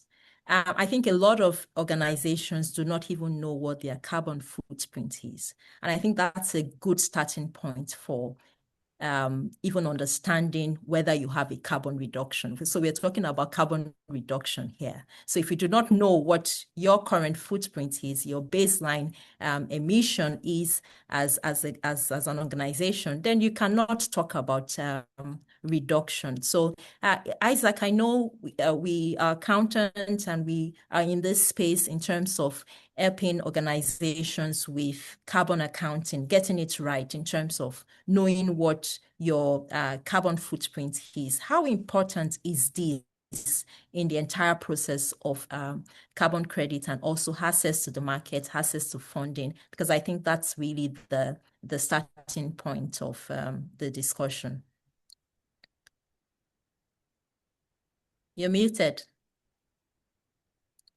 Sorry, what you said just now is very important, So, if you don't know what your carbon footprint currently is, okay, then you don't know the size of the problem, okay?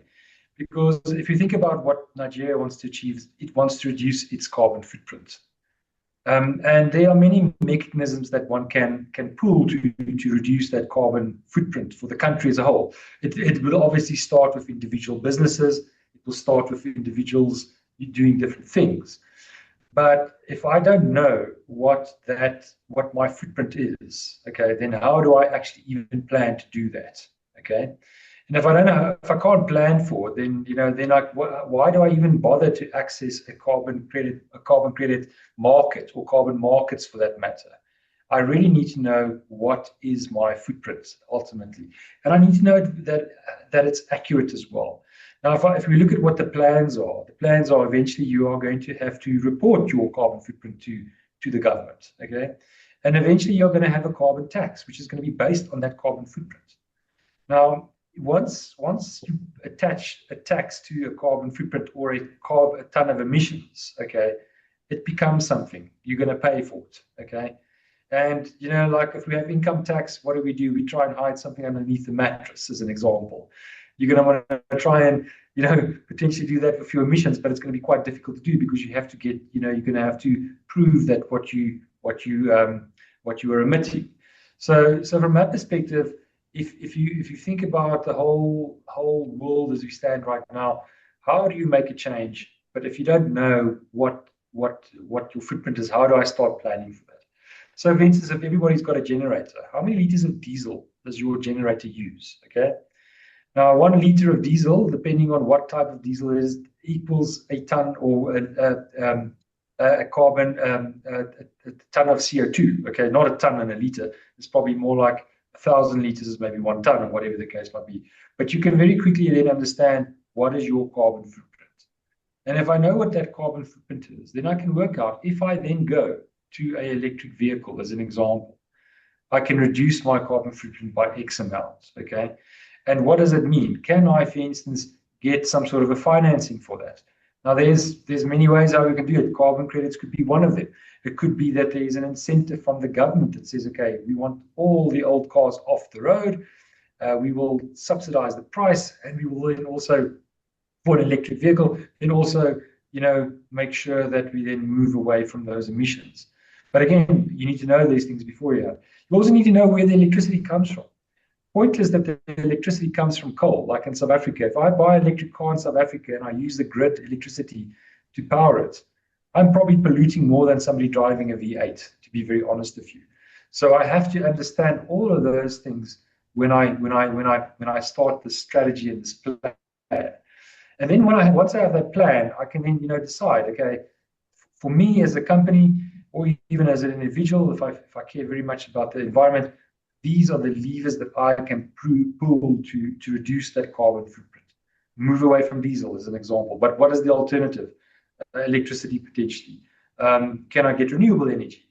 which then makes this whole thing very easy. So those are the kind of like things that I think one would want to kind of like plan for, and then do it. And then government also needs to come to the party and lay down the law, give very clear regulations as to what needs to happen, what will be counted, what will not be counted. Because I think also sometimes what we have is we have this idea, that maybe if I do it this way, then it can work. But the government might have a different idea. The regulations might not talk to that. And one has to then kind of like make sure that all of these things kind of like talk to one another, so that you don't alienate people. Okay, very important. You can't do this. I imagine you cannot really assess the market without getting your carbon accounting correct. When Nana spoke, she spoke about transparency. She spoke about reporting. What's the monitoring process? Because really, the driving force of the plan or the policy in Nigeria is we want to position the country in a way that there's credibility and transparency in the market, that we're not cooking things up. And because we have heard of incidents in some other jurisdiction of greenwashing, incidents of people making claims for things that they could not validate. So I think that really is the bedrock, and commending the government for at least having this structure, this policy document that really gives us the framework to follow and for organizations to walk through as they go through the process. So if I come back to you, Engineer Inoso, can you then help us, maybe for the purpose of the people that are here and are trying to piece all of the discussion together, from origination to the end, like how would a real project cycle look like in real life? If we were to assess the market, the project, what would be the life cycle from initiation to the end? Just walk us through a real life example of how things should go. Okay, there's the initial project concept note. Or you can call it a project idea note, which is you have an idea of what you want to do, what the GHGs are, as you said, what your footprints are, why you want to do it, what are the possible outcomes from it. And that project concept note or project idea note is then created and is submitted to the NCCC. One of the things sitting behind that is that you've got to understand that you collect a lot of data. That's where your first data is being collected. It's not your baseline, but it's the first data you're being collected.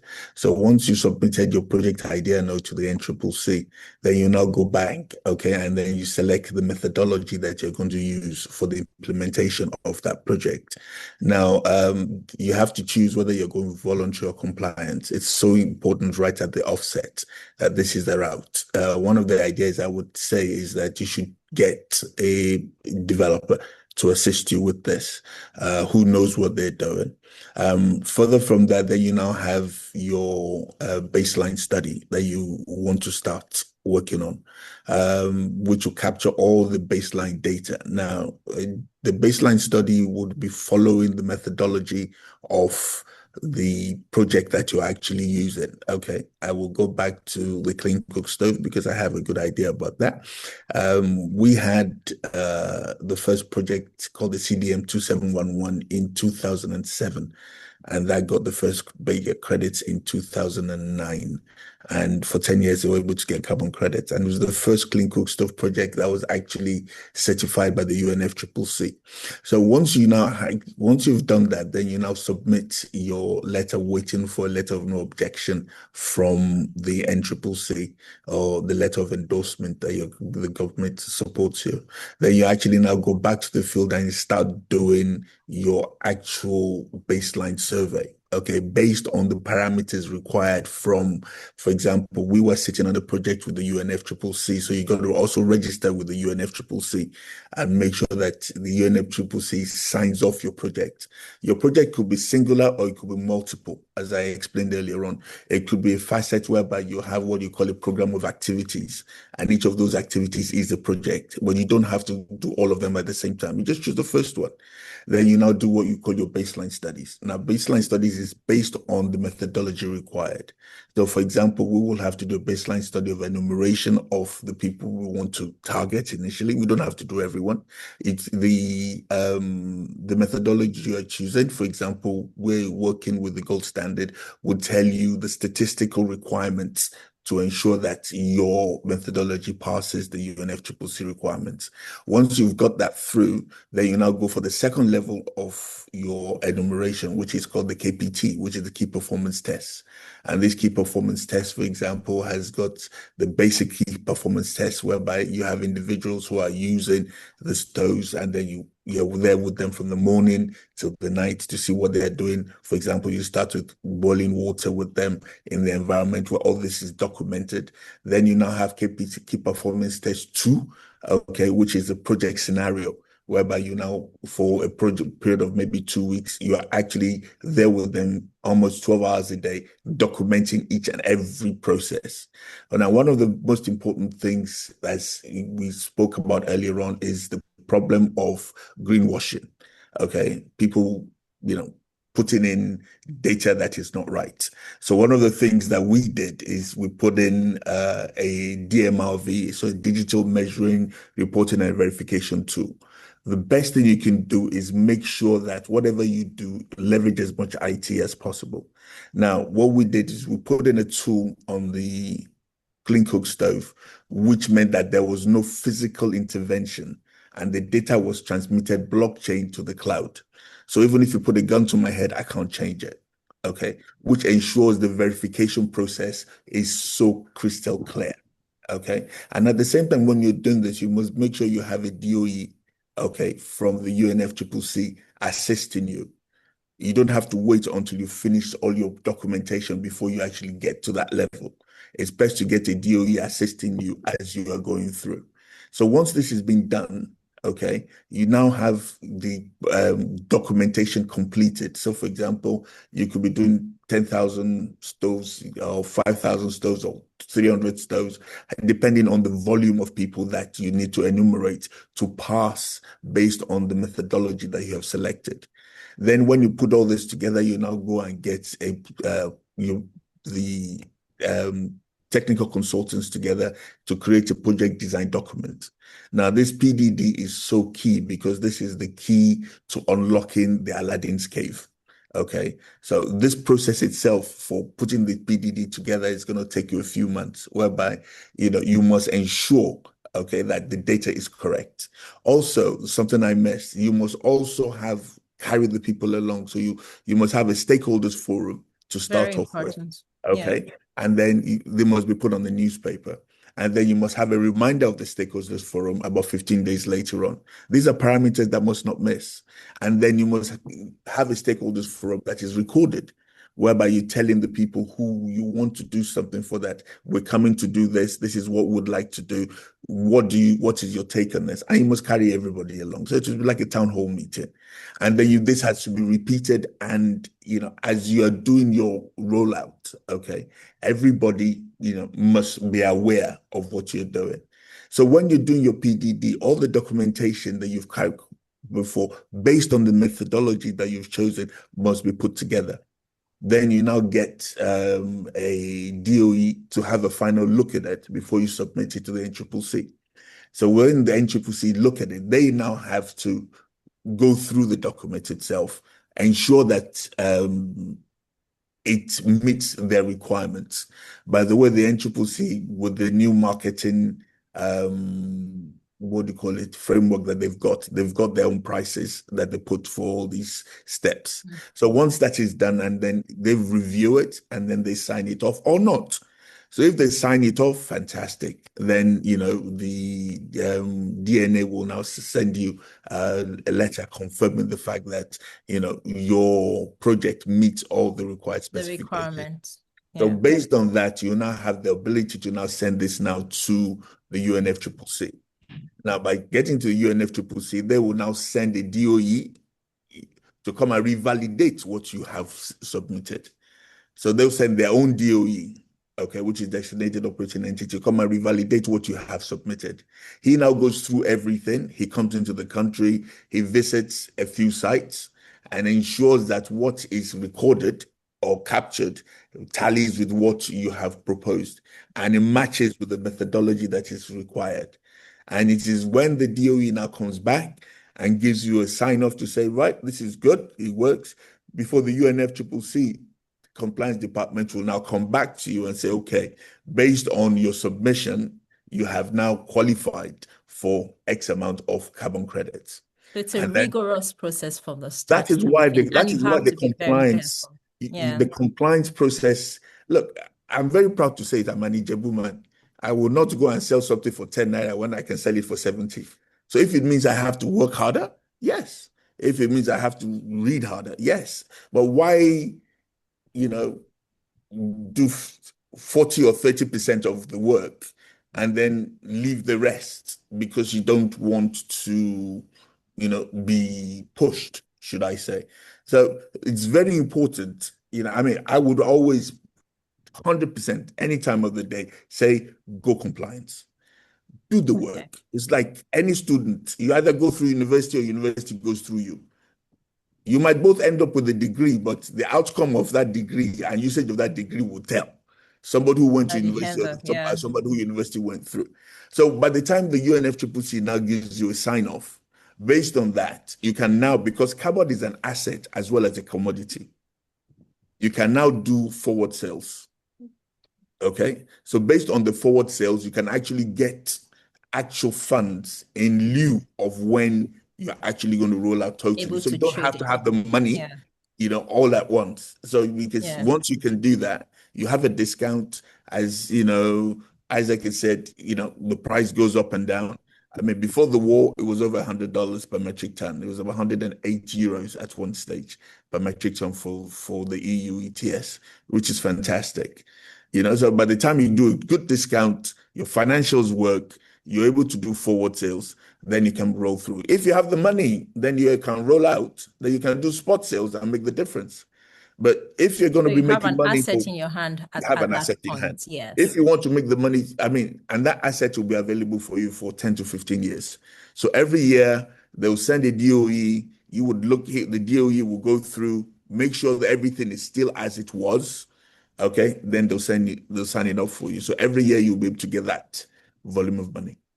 Yeah, so I'll come to you because the process is rigorous. If you hear clearly what Engineer Ainoy has said, a lot of things that you need to be conscious of from the beginning to the end of the process. But eventually, you end up with an asset on your hand or in your balance sheet, and then also you're also helping the government to meet its climate action initiative, part of it, the NDCs that have been set.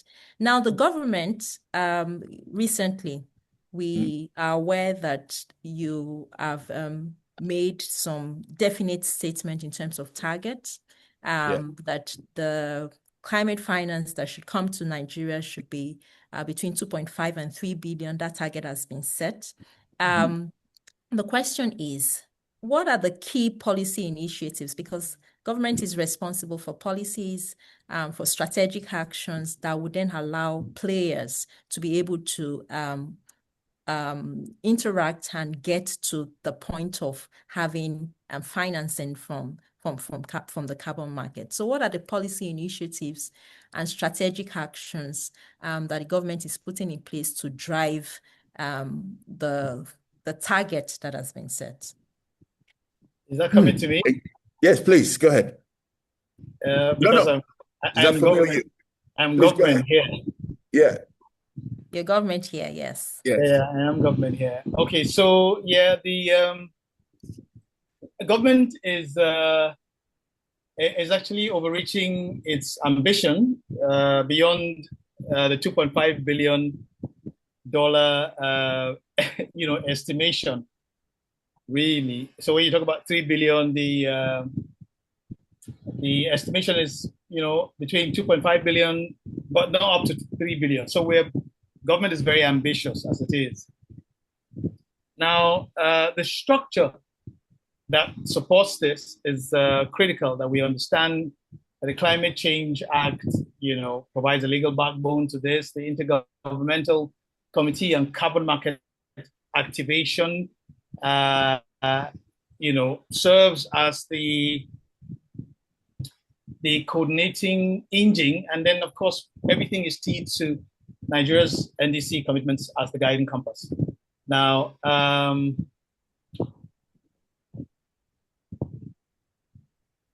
I know in my initial understanding, we're supposed to scoping how the corporates or the private sector, plays into all this. But they have and expected to have a very active participation in driving this procedure and this process.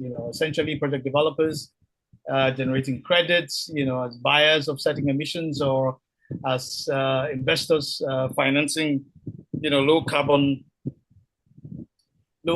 transitions.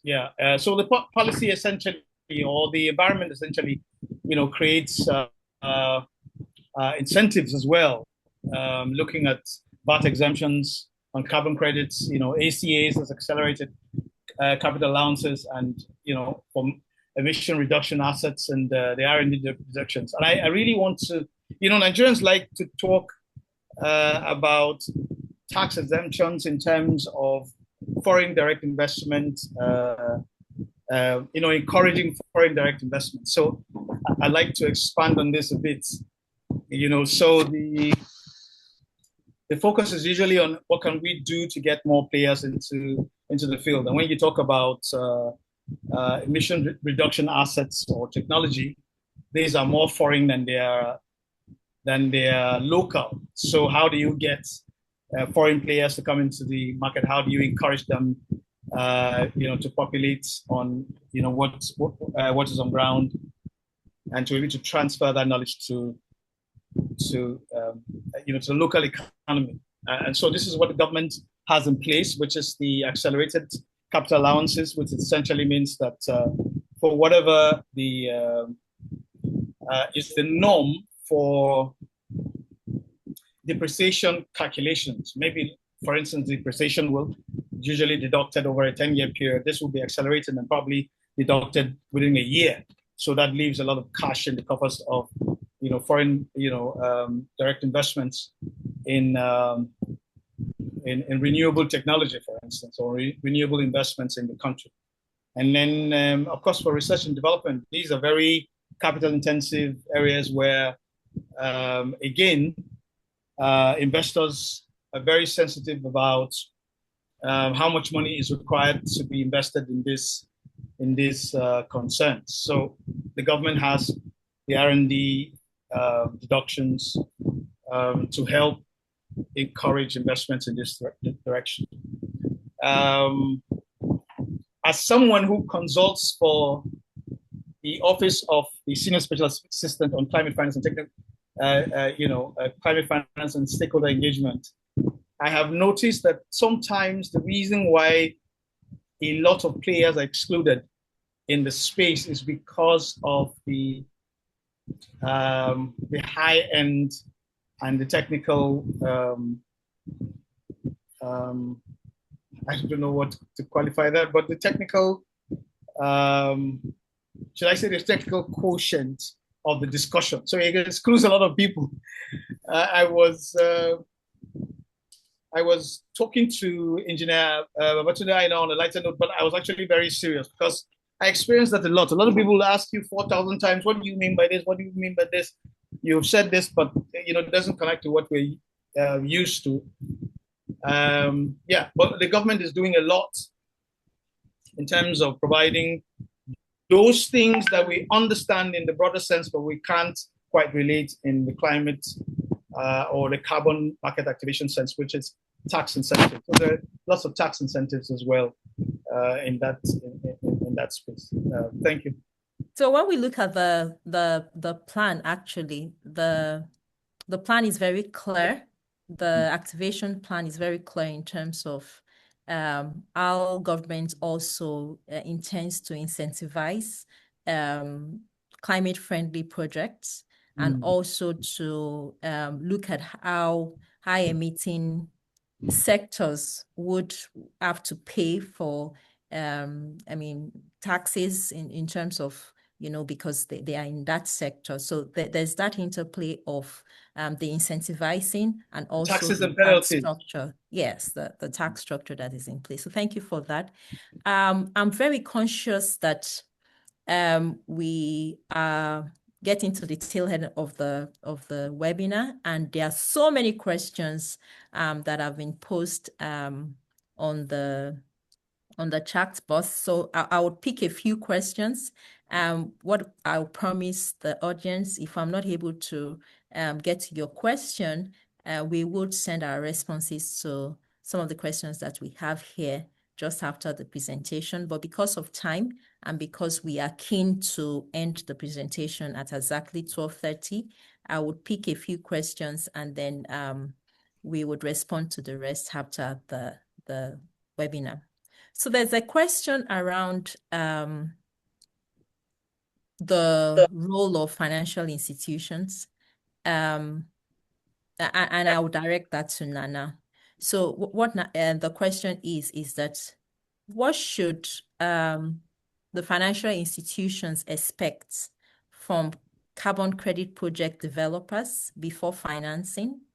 And are there relevant frameworks for the Nigerian carbon markets that should be referenced? I think we have talked about the frameworks.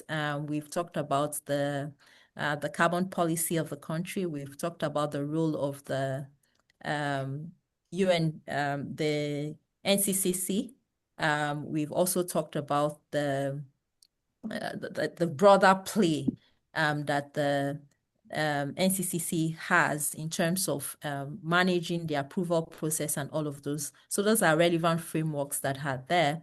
But in terms of the question around what should financial institutions expect from the carbon credit project developers / owners, just modifying that for that person before financing, I'll leave that to Nana to please provide some shed some light on that. Thank you, Bolali. So I wouldn't spend so much time on this because I think this was the second point I had touched on as to what makes a project bankable. So what we would want to see in there are those points really around the bankability of a carbon project.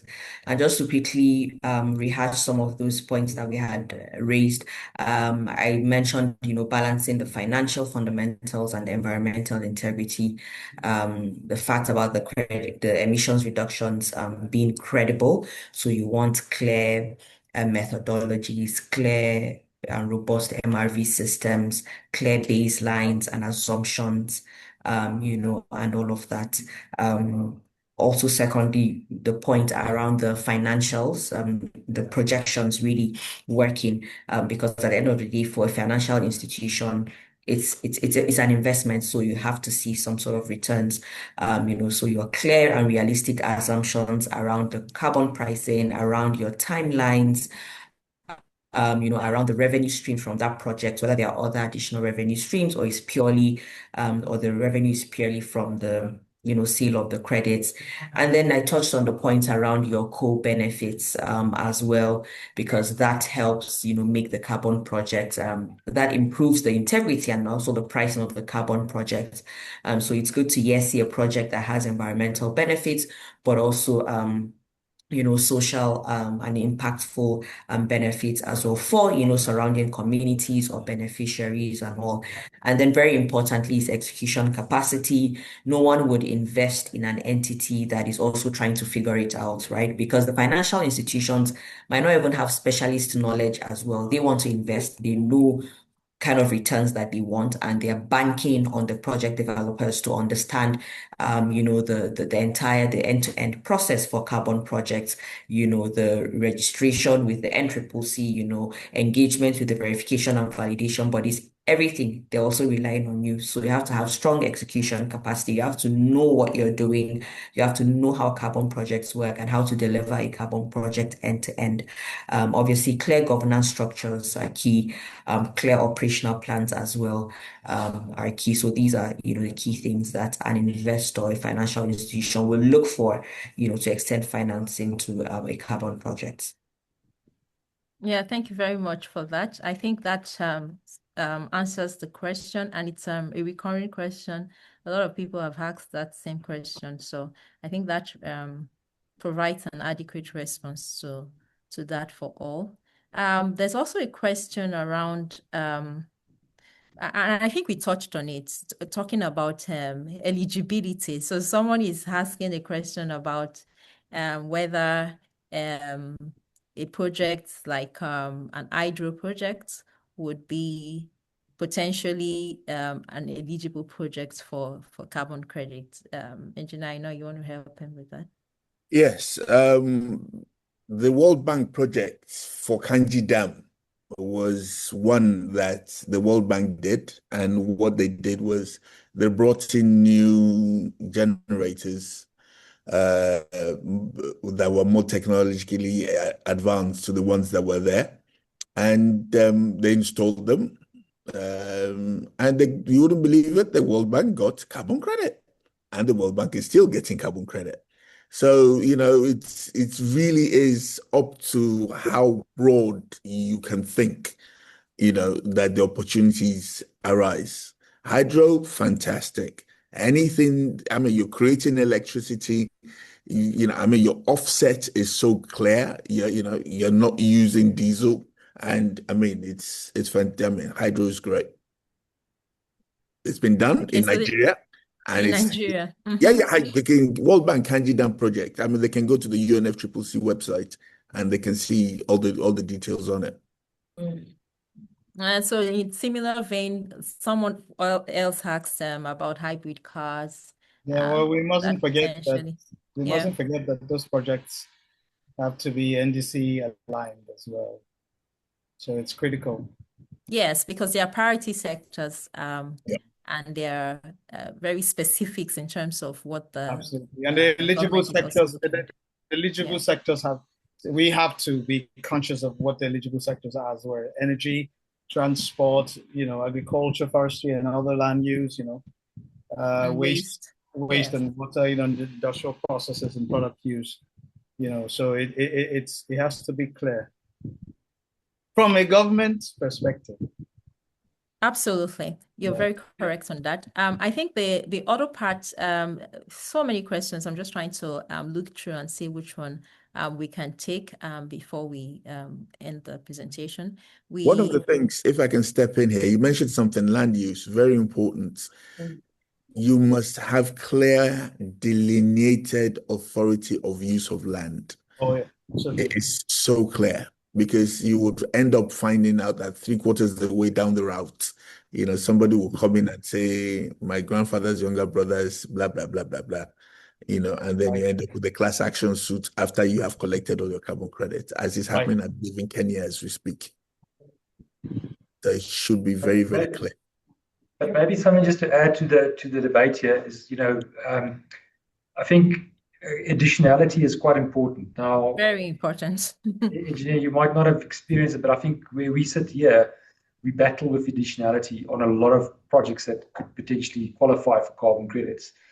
And I think the other thing that I wanted to just maybe also add, when government gives incentives, it actually it takes away the additionality because government's already helping you. So there's a fine balance that you have to have there. And then I think just the last point also to think about here is when we talk about incentives, a carbon credit or generating a carbon credit is really also an incentive. Whoever is generating that project or doing the project and getting the carbon credit, that is in itself an incentive because somebody who's polluting is paying you to do the right thing. Okay, so land use, I'm changing the land use if all the other things are right and all that kind of stuff. it is in itself also an incentive that you are getting to do the right thing from a climate change perspective. Yeah, so Isaac, that brings the conversation around in the design, because we are not yet there in terms of the design of our carbon tax structures and the incentivization systems that will come through from the revenue authorities. I think just keeping that balance is very important in terms of not having a double counting situation, because you already have incentives from the government. You have the project generating credit for you, which is a bankable asset that Engineer Aina has said.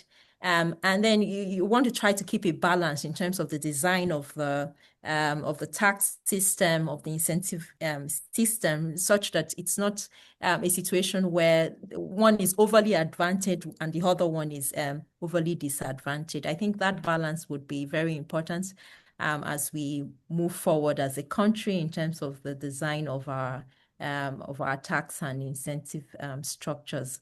There's also a question here, if we can take that very quickly, in terms of readiness from a reporting system perspective. We have mentioned that monitoring, verification, reporting is very important. So someone is asking, how do I make sure that I am able to be prepared in terms of the monitoring structures, reporting structures that I have to have in place to be able to assess the market? Isaac, or would you be able to? I can answer that very quickly. I think just from a reporting perspective, I think it is all going to depend on what government wants you to report. But essentially what you need to understand is you are going to report emissions. Emissions is not naira or dollars. It's a ton of CO2. And how do I get to a ton of CO2? I have to know that I've used how many liters of diesel or how many gigajoules of gas, as an example. So for you to start getting a system in place where you track the actual consumption of fossil fuels is probably the most important thing that you need to do.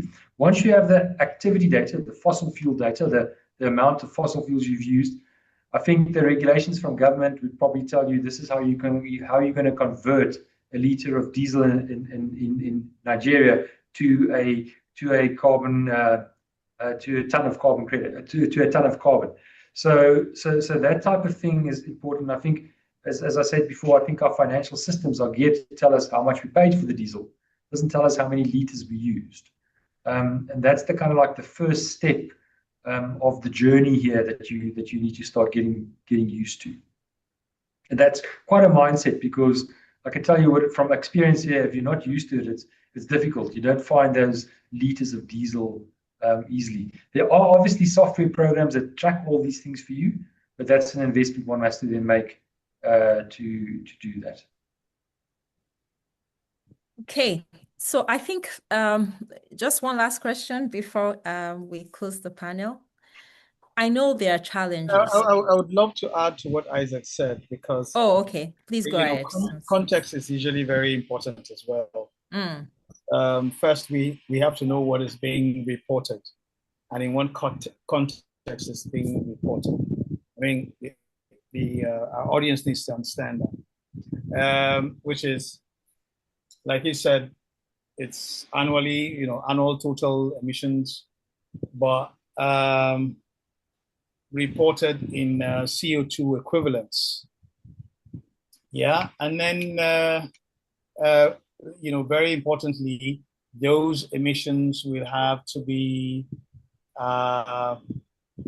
verified by third-party auditors, and then of course the reports will be submitted under the IFRS S2 reporting standards.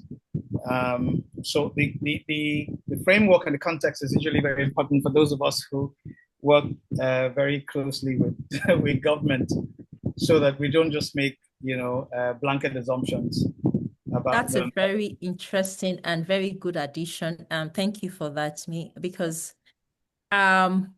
when you look at what the activation plan is, mandatory reporting starts in Nigeria 2027. But what we've done as a country is we have adopted the S1 and S2 framework quite early, and organizations are in their voluntary phase. So we have the implementation phased out. So the early adopters, 2023, 2024 to 2027, the voluntary adoption. What I now see from the activation plan that we have here, for certain sectors, high emitting sectors, the adoption roadmap, which indicates that mandatory reporting starts in 2028, would not apply to those mandatory sector based on what we have from the activation plan. So for those emitting sectors, they have to report mandatorily in 2027. So that's really a good way to see it for organizations in that sector, even though the roadmap from the FRC at end says 2028 is mandatory, but you have another legislation and policy that requires you to report compulsorily in 2027. So I think that's it's really an insightful thing for our audience to take home, especially for those that are in those high emitting sectors like the oil and gas and the listed sectors. Penalty, yes, go ahead, me.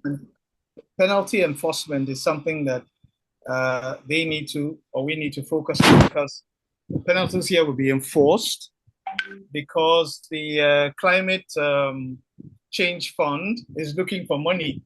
So the penalty fees from non-compliance is where we intend. It's also a generation, exactly. revenue generation. So enforcement is very stringent. It's going to be very stringent. So everybody That's very interesting. Everybody needs to watch out. And I think on that note, yes. I'm going to add, here in South Africa, yes, we now have that mandatory reporting since 2018. We still find clients that don't know they need to report. And not subject to carbon tax and stuff like that. It's typically the guys on the edge, but that message to get it out to everybody to say this is what you need to do, I think it's going to be very important that everybody knows that they need to do it, especially if you're looking for money from enforcement. That is definitely something you need to make sure people know. It's an income stream. It's an income stream for government. Yeah. Okay, so I think that's a very good note to end the panel discussion. Very key insights that we have gained on the carbon market. I think for me, if I would summarize the key points from our discussion today, one is the framework has been set. Nigeria is now ready for a well-functioning carbon market. The structures have been put in place. The supervisory bodies and their responsibilities have been specified. There's a lot of awareness from the government side to allow corporates, individuals, governments to understand where the government stands on this. We have a 5-year roadmap as a country, and that roadmap eventually culminates to a situation where we would have carbon taxes in 2030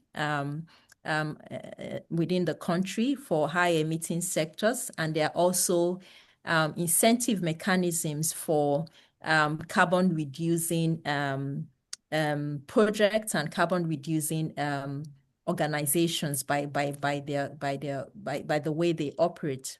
One thing also that we noted is that for sectors that have been classified as high emitting, the carbon activation plan requires mandatory reporting starting from 2027. I think organizations have to take note of that, especially those who have opted for the mandatory reporting cycle of IFRS S1 and S2, because the activation plan also indicates that the S2 would be the framework for the carbon accounting and the basis for measuring carbon emissions. So those are very insightful takeaways that we should take from the panel discussion. I want to thank the panel for your time. I think it's been a very beautiful and insightful presentation. Of course, we do not have time to really talk about all the matters that we need to talk about. It's something that, Engineer, I know you mentioned, you've been on some of these things for years. So we can't talk about it in just 2 hours that we have, or just 1 hour that we dedicated to the panel discussion. So there will be more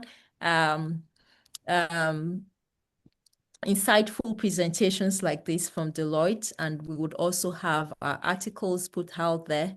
And then we have also made sure that for everyone registered, we would reach out to you with some of the very good materials that we have prepared so that you can know how to engage going forward. And if you need to speak to any of our panelists, we would be able to provide the information that you need. I would welcome the West African financial industry leader in the person of Uyi Zeko for his closing remark. And I want to thank everyone for making our time to join this webinar. Thank you. Over to you, Uyi.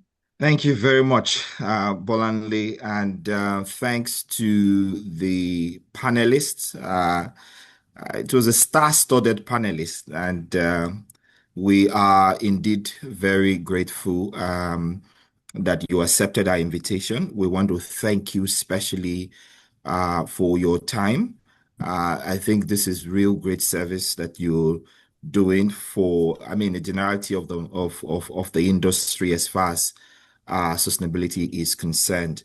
Thank you very much, Isaac. Thank you, Nana. Thank you, Babatunde. And thank you, Somi. Thank you so much for all of the very insightful discussion. Bolanle has summarized a number of the key takeaways. I was jotting almost all through. A number of things really pop out, and I am very hopeful that the participants had taken notes and people can then go back to re-strategize. It's really indeed good to know that Nigeria is moving in the right direction with regards to the carbon market development, the framework already been set, all of the legal framework, that supports that already in action. And in terms of the roadmap, we are all then looking at how we can activate, working along the lines of the roadmap. I also want to thank our participants. We had close to 400 participants at some point. I want to thank you for your time.